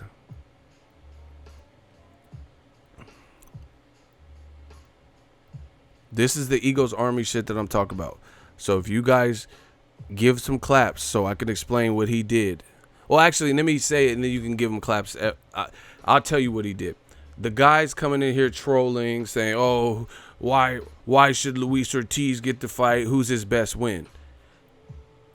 New media, Eagles Army. He said, who is Miller's best win? Boom. Right there, we have them dead in their tracks. They're trying to shit on Luis Ortiz, but Joshua was just sitting up here about to fight Gerald Big Baby Miller. So if you have anything negative to say about the resume of Luis Ortiz, then how does that apply to Gerald Miller? And boxing is not just about winning or losing per se. Luis Ortiz challenged for a title and had a good account of himself. We can't forget that and act like that's not part of his lineage. He still gave Wilder a tough fight. So we're not going to, it's not just about who's your best win. It's the experience you carry into the fight. He carries experience because he's already challenged for a title. Just like my man Dion said. All right, if that's what we're playing, Luis Ortiz beat Tony Thompson, who knocked out the UK favorite David Price twice. Luis Ortiz knocked him out, right? He beat Bryant Jennings. He beat Raz Kojanu, better than former champion Joseph Parker. Joseph Parker didn't look good in that fight and went the distance. Luis Ortiz iced him in 2. Daniel Dubois just now knocked out the same guy after Luis Ortiz. So what are we talking about? And like I said, the Wilder performance, we can do this all day. Wilder performance. And the other reason you have to look at look at it the new media way, right? Old media, they want to forget that Luis Ortiz, his resume could be 10 times better if motherfuckers outside of Wilder stood the test and fought him. Joshua's mandatory was Luis Ortiz. But Joshua fought Klitschko coming off of a loss in an 18-month layoff where he was waiting for Tyson Fury to get his shit together, and then it came out that Tyson Fury failed a drug test. So we already know that Luis Ortiz's resume could have been even better.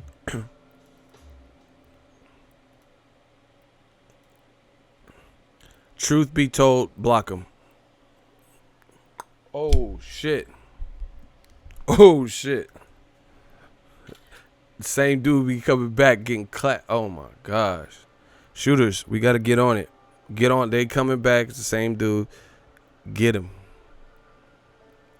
This is how you know we winning. Just look at the foolishness that they put and listen to what we're saying.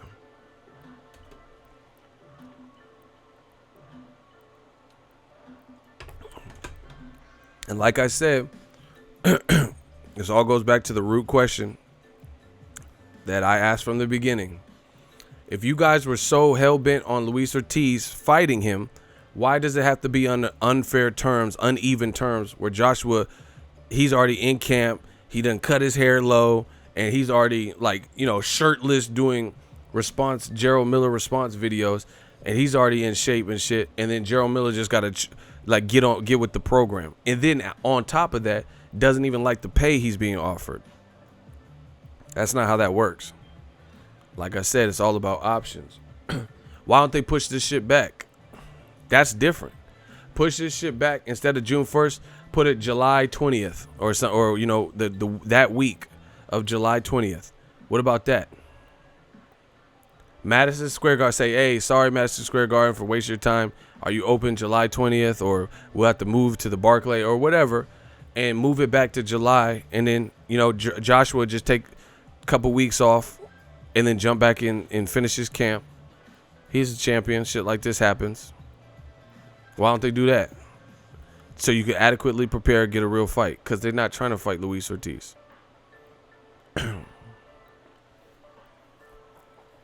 Willie Soas, block him. I can sense these motherfuckers. They rats. Block Willie, SOAS. I'm telling you. I could tell by the dialect, like the words they choose and everything.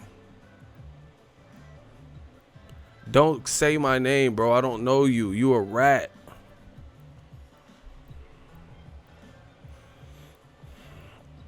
They won't stop.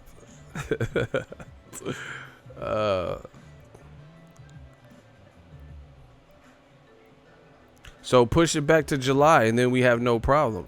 Because my thing is, I want Luis Ortiz to get the shot. I've been, once again, old media. They do their old media witchcraft and sorcery. The whole time you go look at the videos and go look at the comments, because I know old media is not smart enough to go back and backlog some shit. Go to my old videos where I'm talking about Luis Ortiz. You know what? I'm going to do it. Y'all want me to do it? You want me to pull it up? And we'll look at post-dated, postmarked comments. Because, see, that's the great thing about YouTube. Everything is timestamped, dated, right? You want to look at some of my old videos where I was saying, hey, Luis Ortiz is calling out Joshua. That's a good fight. And we'll see what old media was saying. Y'all want me to pull it up? If y'all want me to pull it up, can I get a hell yeah in the comment section? Block Sav 1. I don't even care what he's talking about. I told you, stop arguing with them. Don't even listen. Who cares? My shooter's going to handle it. It's cool.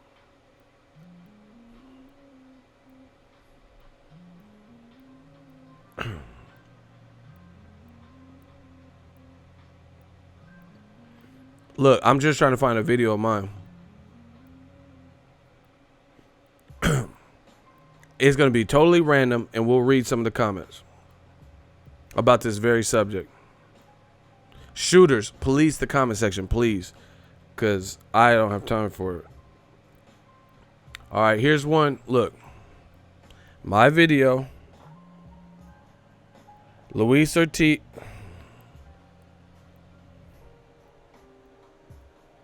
We'll check this one.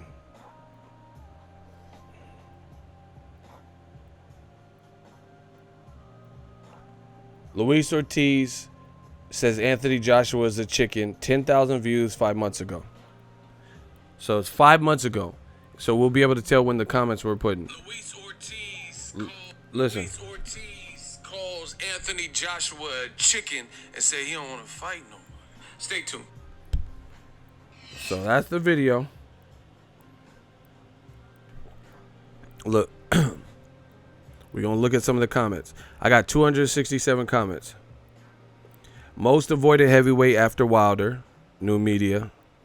And I pinned that comment. I mean, the brother ain't lying. J-Dog left a good comment. I'm honestly sick of the British. They are all talk, but want it considered. So these are all Eagles Army.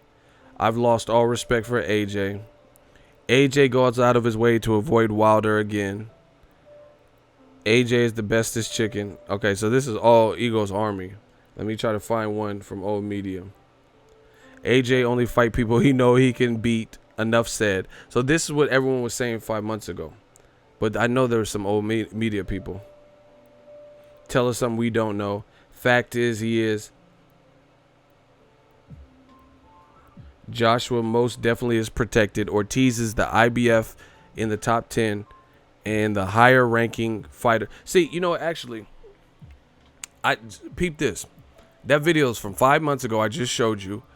So if this has been going on for some time, why did Joshua pick Gerald Miller? I'm going to keep asking the same question. I get it. Gerald Miller made a mistake. He fucked up, failed a drug test. But if you have videos like this, and these are the sediments of people, minus old media, from 5 months ago, and Luis Ortiz did an interview then, and called you a chicken, you know. See, oh my gosh, I'm killing old media. Peep this. Terrence Crawford, this is what old media, using their logic. Terrence Crawford wants to fight Errol Spence. Him and Bob Arum are calling out Errol Spence, despite the fact that we know Sean Porter and Errol Spence are in negotiations, which has been corroborated by Kenny Porter. Fact. Because that's the case, and we know political boundaries and Cold Wars and all that, they're running with this Errol Spence is ducking and stupid shit. Luis Ortiz has been calling out AJ.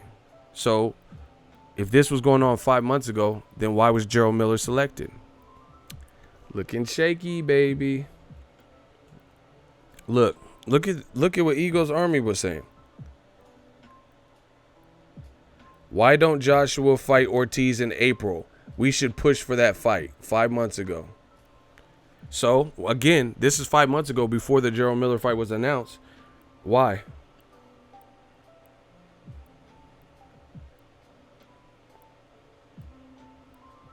Look what people were saying.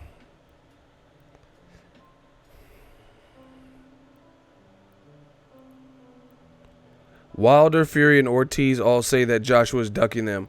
Find it very unlikely that they are all lying. As a frustrated fan of the sport, I feel there is too much ducking and politics. I don't care about the purse splits, blah, blah, blah. See? Look at what people were saying. This is 5 months ago. I'll order DAZN for this fight, LOL.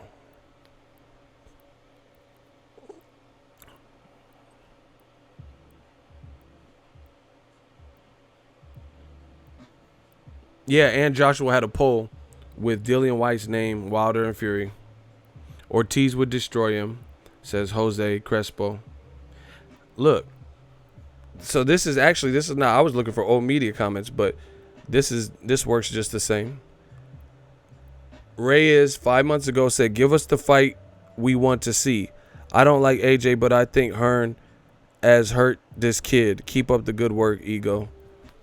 Give us the fight we want to see. Look, here's the old media one. Look, found one.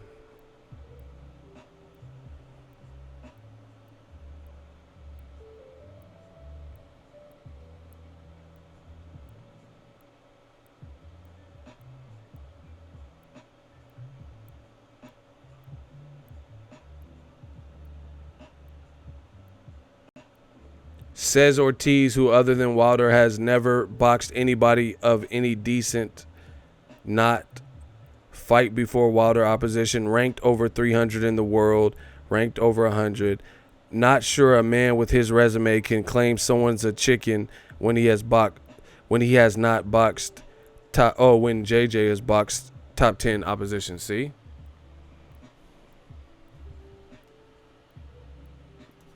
Old media.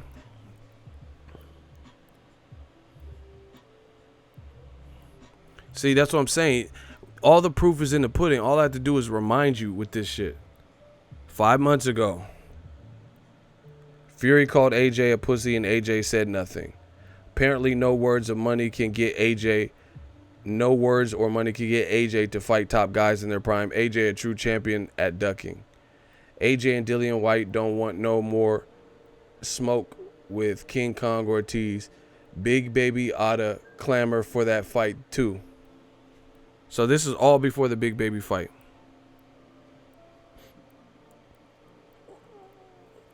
Look, old media. Why would Joshua have a verbal argument with Ortiz? Crying emojis 5 months ago. See? I told you. Like I said, these AJ protectors weren't agreeing with us. They weren't saying that AJ should fight Luis Ortiz.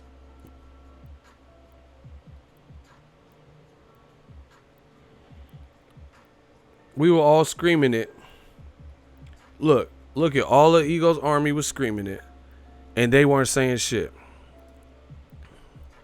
Look at all the Eagles Army. This is all post-dated, postmarked. Ortiz versus AJ. Hell no, he ain't fighting Ortiz.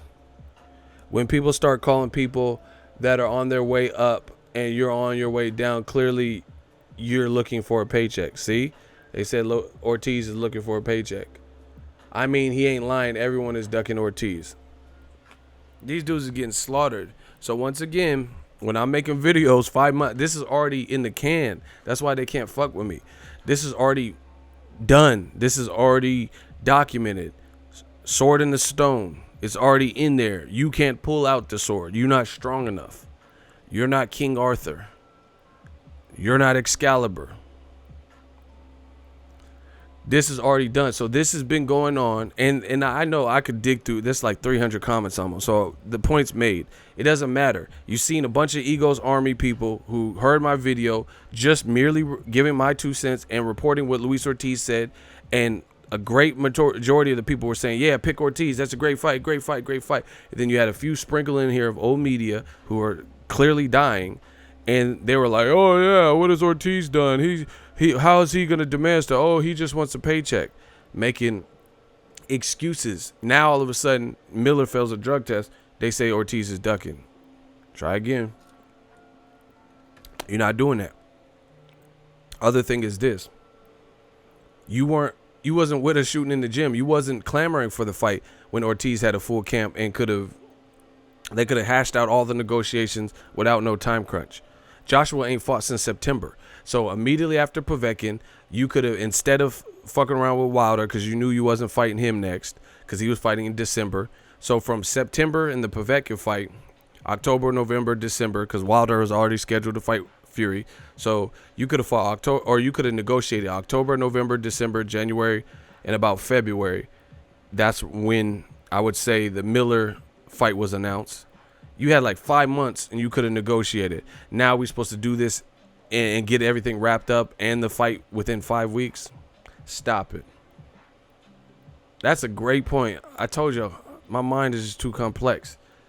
Joshua's last fight was in September. If you really wanted Ortiz, you had ample time. You know what? I'm just because I like to rub it in, I'm going to find the exact date that Joshua Miller was announced. I'm going to find the exact date because we like exact.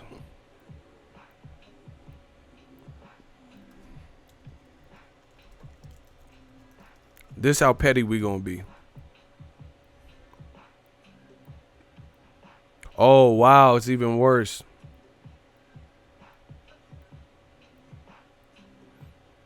No.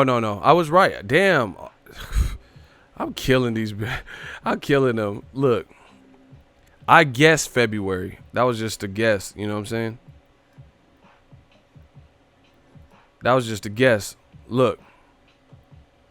Talk Sport confirmed AJ versus Gerald Miller announced for June 1st in New York.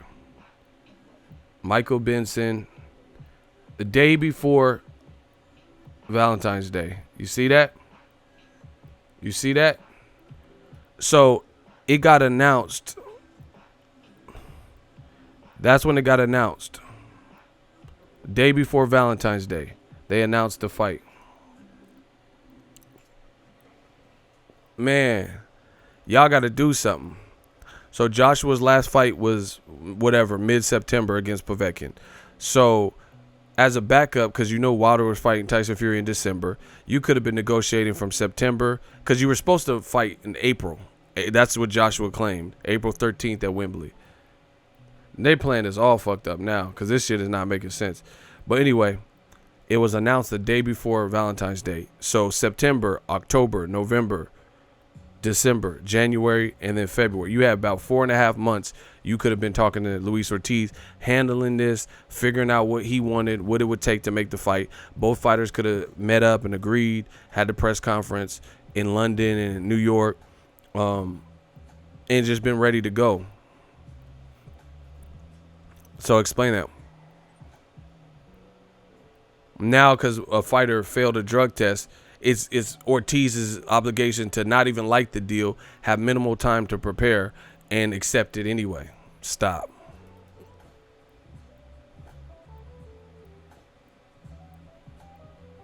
Look, they're going with the same talking points. He said if they didn't offer anything, how could they lowball offer? These dudes are pure idiots. I'm going to explain why.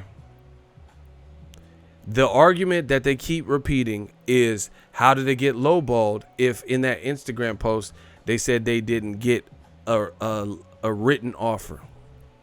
Right?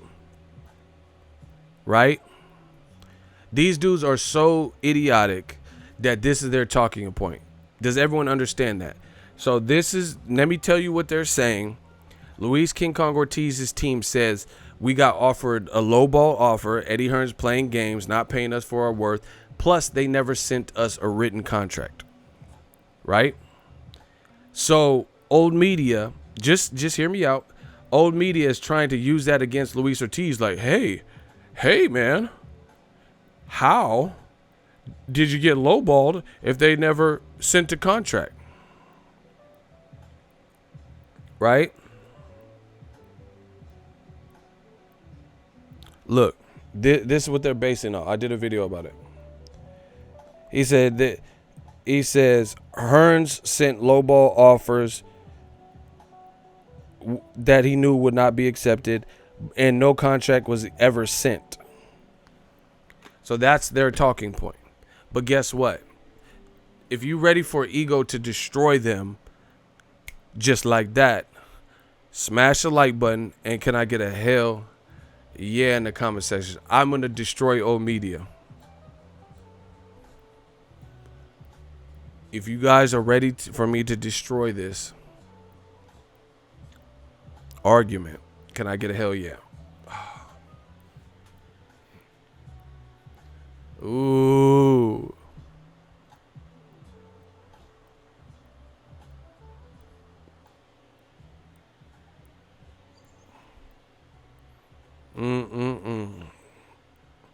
Y'all know y'all done fucked up now. Shout out to Kenny Linder. I know, I seen the rat. Kenny Linder know how to spot the rat too. All right. Let me break this down. Old media is trying to tie King Kong Ortiz's team up in their words because they said they were discussing offers from Eddie Hearn that were lowball offers, but they never sent a formal contract. And they're like, oh, hey, how did they send lowball offers if they didn't send a contract? Playing these stupid games. But old media was the same ones when Deontay Wilder offered AJ $50 million, said accept first, in principle, accept the $50 million, and then we'll, hash out the venue and the little minute particulars. And Eddie Hearn was crying like, oh, we never sent a contract. They never sent us a contract. Why would we agree if we haven't seen the contract? We haven't seen the contract. So old media are the biggest bunch of fucking hypocrites that have ever walked this planet, because that was their talking point then. When Wilder offered $15 million and it was in some form of writing, like, an email or something, I'm assuming. And they're like, yeah, we got the email. And it said $50 million. Wilder's team told him to accept in 24, 48 hours or some shit. And they're like, why would we accept? There's no formal contract. Now these motherfuckers, that's why I call them shapeshifters, are trying to tie up Luis Ortiz, who are saying, hey, he sent us some offer. We had correspondence with them, but they never sent and drafted up an official contract. So, yeah, Eddie Hearn just told you that it's possible to have discussed an offer or a number, and he was complaining because they didn't draft up a contract. Now you have old media who are saying, oh, yeah, how did he get a this is hypocritical. Damn, they getting fucked up. This is bad. This is worse than I thought. So y'all said the $50 million wasn't real. Where's the written contract? And then now Luis Ortiz team asking for a written contract, and then you trying to catch them up in their words. They think we forgot. Exactly. That's what I'm saying. They can't be trusted. Luis Ortiz team, they said they had they're basically saying we had correspondence, but they never even sent us a formal contract signed on the dotted line. But yeah, he could have texted them, he could have sent an email, a memo or some shit, and no form. It's different to say, so like, listen, you could agree in principle to some shit, and then once that's agreed upon, say, okay, next phase of it, because nobody's going to get things notarized and, get your secretary to print out this with this dates and terms and a signature slot and then put X's by the parts they need to initial and sign and go through all that labor in 32 pages of a contract. And yes, I agree to VADA testing and fill out this and highlight this. Nobody's going to go through an actual contract process notarizing something when you haven't even agreed to you don't even like it. Like if Luis's team liked the deal and they said, oh, sounds good, send us a contract. That's what they're referring to. That's what they're referring to. Like, for example, I went to dealerships multiple times to get cars. They don't print out all the paperworks and gap insurance paperworks right off rip because I'm looking around on the lot. That's not how that is. But once it gets to the point where it looks like I'm ready to buy, then it looks up serious. They run a credit check. Okay, your credit passed. We found a lender for you. You want to do this auto loan from Wells Fargo, blah, blah, blah. Wells Fargo approved you. Your credit checks out, won't. And I'm like, yeah. And I'm like, let's do it. I can make the monthly payment. I got a $2,500 down payment. Then they start going through the process and getting their, I forgot what the person's called, but they get that person to start printing up the documents, and then you go sign with them. Same thing. But if we didn't get to that phase, ain't nobody printing all that paperwork bullshit that you got to print and go through and sign one by one. Okay, highlight right here. Okay, right here. Okay, initial right here. Okay, here's your copy. And ain't nobody doing all that when you don't even agree to the principles. Finance manager, exactly. Thank you, real brother. I couldn't think of the name. Exactly. You don't get passed off to the finance manager just for looking onto the lot. So, like Kane said, they thought we forgot. So now they're trying to use that. Oh, how did he get lowballed if he didn't have a car? They're saying they didn't have the formal contract. They're saying on top of everything, they never even sent us a real contract. They had basically the same thing Wilder complained about. It's the same thing.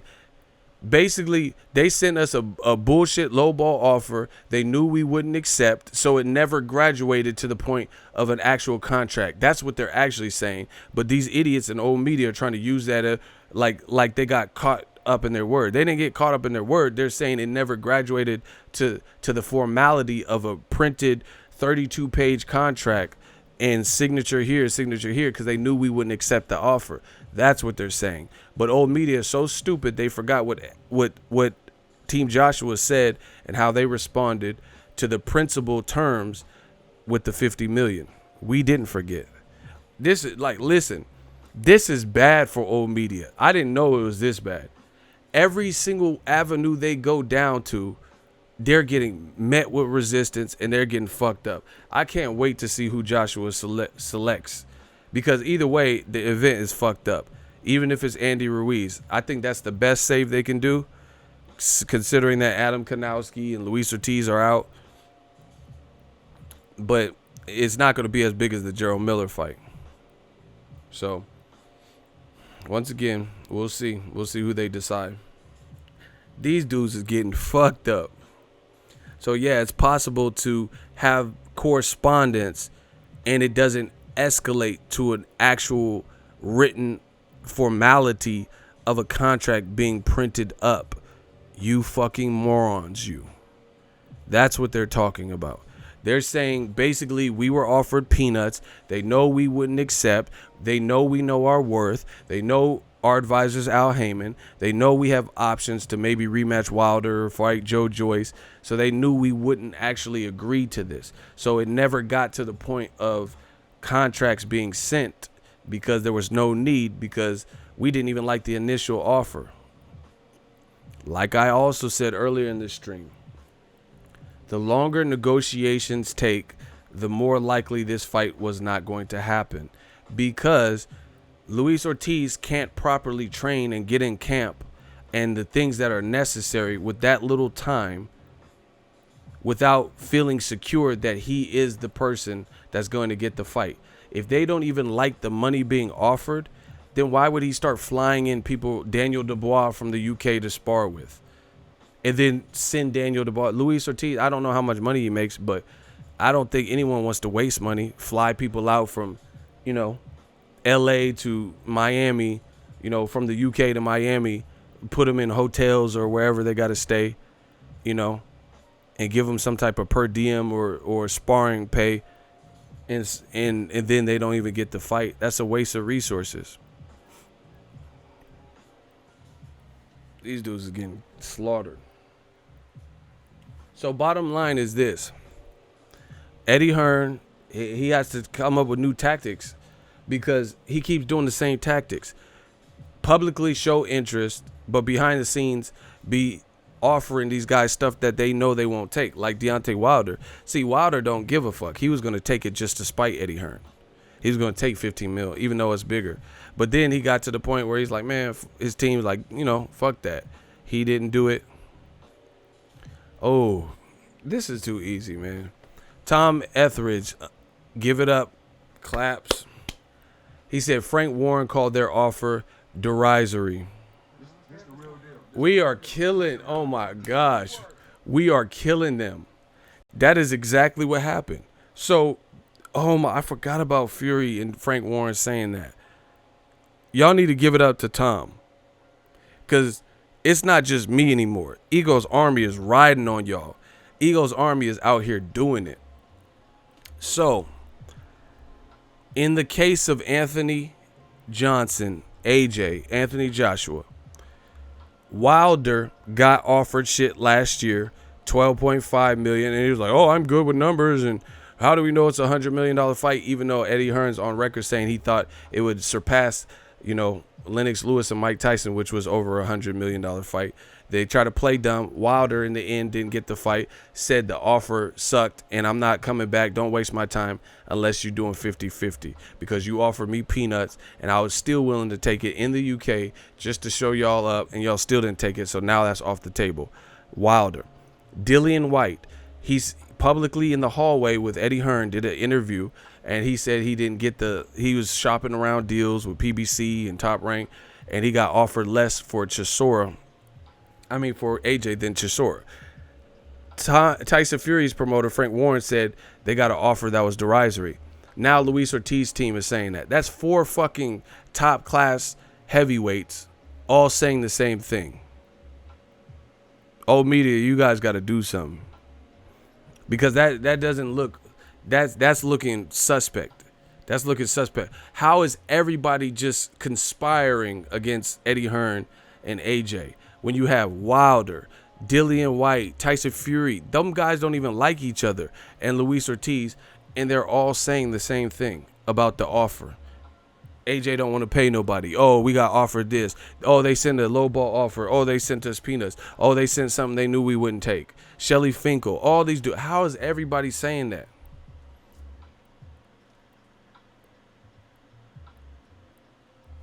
Oh, y'all got to do something. And then the old media running around with this circuit. I love it. I love it. This is what I live for.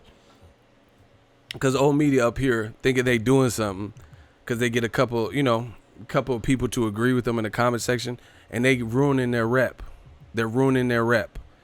And they're ruining their credibility because the world sees it. And then when I bring up points like this, and I'm bigger than all these motherfuckers that do the commentary shit. And then when I'm bringing up irrefutable points that you can't dispute and reminding people, then it makes them look bad. It makes all of old media look bad. And I love it. I love it. Old media got us looking like winners. So, once again, this is the 4th camp unrelated to each other that has complained that to fight AJ, and they're all dangerous fights for AJ, and the best fights over Miller, over anybody else. Those are the best fights for AJ right now. In terms of experienced guys that are big, southpaws, guys that can box, guys with killer power like Wilder. And they're all saying the same thing. So, once again, how is it the most dangerous fights and the most dangerous and the best fights for AJ are all saying this. And then a guy who didn't carry the same level of experience as Dillian White, doesn't have the same level of experience as Wilder, isn't a champion like Wilder, doesn't have the same level of experience as Luis Ortiz, doesn't have the same level of experience as Tyson Fury, who fought Klitschko and Wilder. He got the fight. Stop it. The jig is up. The jig is up. The one person who had the least experience and the least impressive recent names got the fight and then end up failing a drug test. But everybody else with more experience, more power, more danger, you know, taller heights, like Fury and Wilder are taller than Gerald Miller. Luis Ortiz is about the same height, but he can box different. He's a southpaw. He has more power. You know, Dillian White about the same height, a lot of power. Has been known to give Joshua problems since the amateurs. All of them don't get the fight next. And you hear Joshua talking about mandatories. Oh, my mandatory. He can't wait to get back to fighting mandatories. That's what it looks like.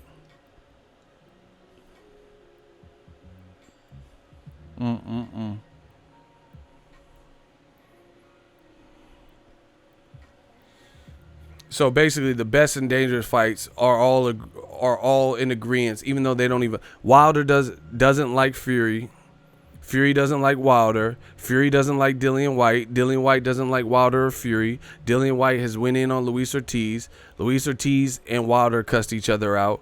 You know, Fury got called out by Luis Ortiz. We're talking about 4 different camps that are all independent, that don't even like each other. And they're all saying the same thing about one man and one team. And they thought they could beat New Media. Everybody just type That's why Gerald Miller fucked it up for him, because it exposes. Because now we see. It looks like Joshua is content fighting shorter guys, you know, minimal power, and guys who lack experience. Because the most dangerous fights and the more experienced guys and the more experienced styles, the guys who are like Luis Ortiz, very comfortable in his style.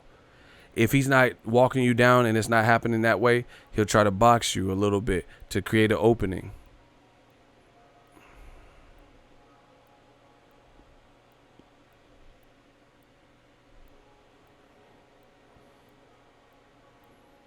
But then they talk about if Usyk and shit like that. Another guy who is coming from cruiserweight.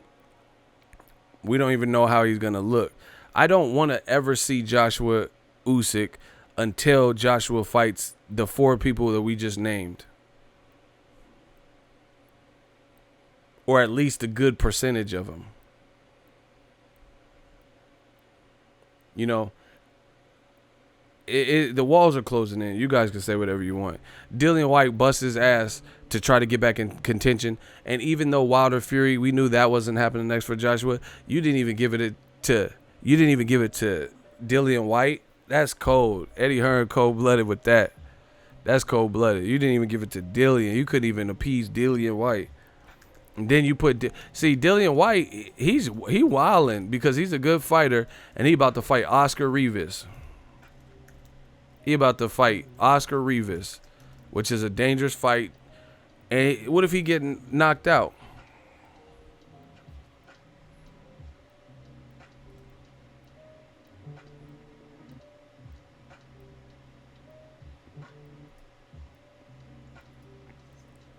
Y'all know I'm the king of this internet shit now. Sky Sports. Joshua Povetkin. Dillian White has emerged as the favorite to face Joshua in April. Isn't it glorious? August 29th, 2018. Sky Sports. And they still didn't even give it to this man. Dillian White is the front runner for the fight for AJ at Wembley. Dillian is the favorite to face AJ at Wembley. Ooh.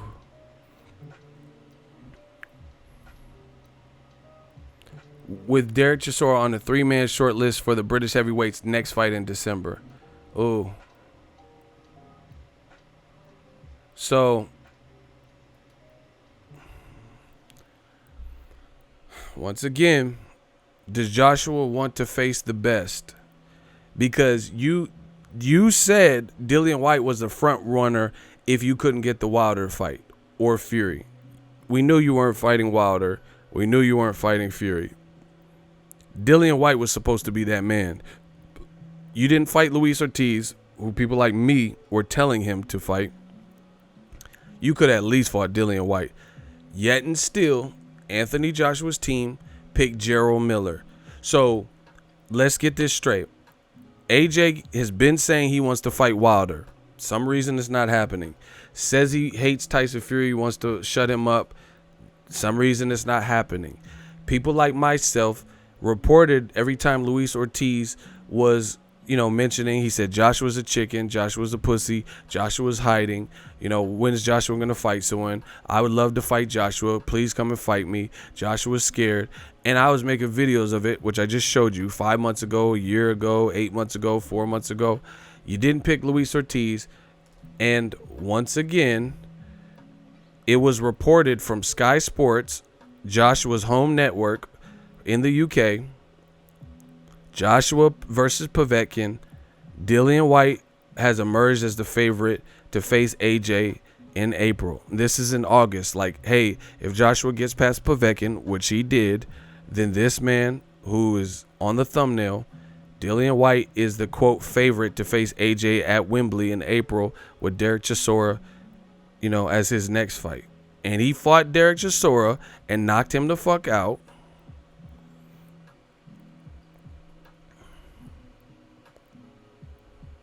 So he fought Derek Chisora, knocked him the fuck out. You fought Povetkin, knocked him the fuck out. And you didn't even fight Dillian Whyte, who had a great 2018. Knocked out Lucas Brown, a former champion. Beat a former champion in Joseph Parker. Knocked him down twice, something AJ didn't do. And then he knocked out a domestic rival in Derek Chisora, who I thought Derek Chisora beat Dillian Whyte in the first fight 2 years prior. As you guys can see, this is simply not looking good for Anthony Joshua. So I don't want to hear about Luis Ortiz's ducking. I don't want to hear about Dillian Whyte wants too much money and Luis Ortiz. No. There's a common denominator here. Eddie Hearn, Barry Hearn, Anthony Joshua. Thank you guys. Let me know what you guys think. We don't even have to work too hard. So, I'm going to give my voice a rest, get some green tea, and relax. Old media is hurting. So please, if you're not a fan of new media, don't come back. Go to old media. Right now, for 35 cents a day, you could save a new media channel. Just 35 cents a day. That's all you guys have to pay, 35 cents a day, you could save an old media channel. Because they're definitely going to be extinct.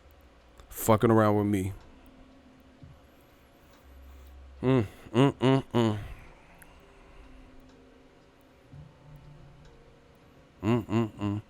like I said, they gave the opportunity to Gerald. This is what I'm talking about. DAZN, Matchroom, Rematch Room, Eddie Hearn, AJ. They are at fault. They're not fault for Gerald Miller cheating, but they're at fault for even picking him above everybody else when everybody else was more desired and everybody else was the fight the fans were requesting, and everybody else, that's like, I'm not even trying to jinx them because DAZN, they need all the help they can get and they don't need to be jinxed. But hypothetically, if I'm not putting this on him and I'm not saying I want this to happen, but I'm just giving you guys an example. It's like Steve Rose, if he fails a drug test and then they go through the same thing where Triple G don't have an opponent, that's DAZN's fault too, because nobody told Triple G to fight Steve Rose. So that's the same kind of concept. Instead of making Triple G versus Andrade, which is much more deserving and it's a title fight, so if you want Canelo, if he beats Jacobs, he's going to get the IBF belt. If you want him to fight Golovkin, put Triple G in there with Andrade so it's for undisputed. So if Steve Rolls hypothetically were to fail a drug test, then that's not going to be Golovkin's fault, but it's going to be Golovkin and DAZN's fault for even making that fight when he could have been fighting Andrade or Zaleski or somebody at least a little bit more desirable, Charlo, etc. And then that's what they're going to be stuck backpedaling. Or if Steve Rolls, we don't even have to use drugs. If Steve Rolls gets injured, they're going to be fucked again because they're putting Triple G in. Andrade and Zaleski just agreed to a fight. So this is going to be the same thing. They better hope Steve Rolls is the safest motherfucker in training because Triple G is going to really be in a world of hurt if his opponent is injured. Because who are you going to fight them? Andrade's fighting Zaleski. It's going to get ugly. So they better hope none of this don't happen again.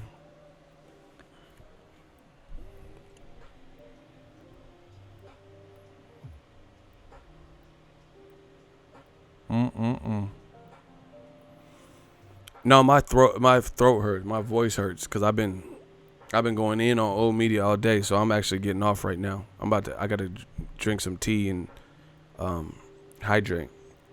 I'm gonna drink a lot of water. My voice is like fucked up. I've been feeding it to old media, just giving them that work. Oh my gosh. So, like I said, I don't have to work too hard. I'm having fun with this. So, yeah, old media got some answers. Everybody have a good night. I'll be back with some more heat.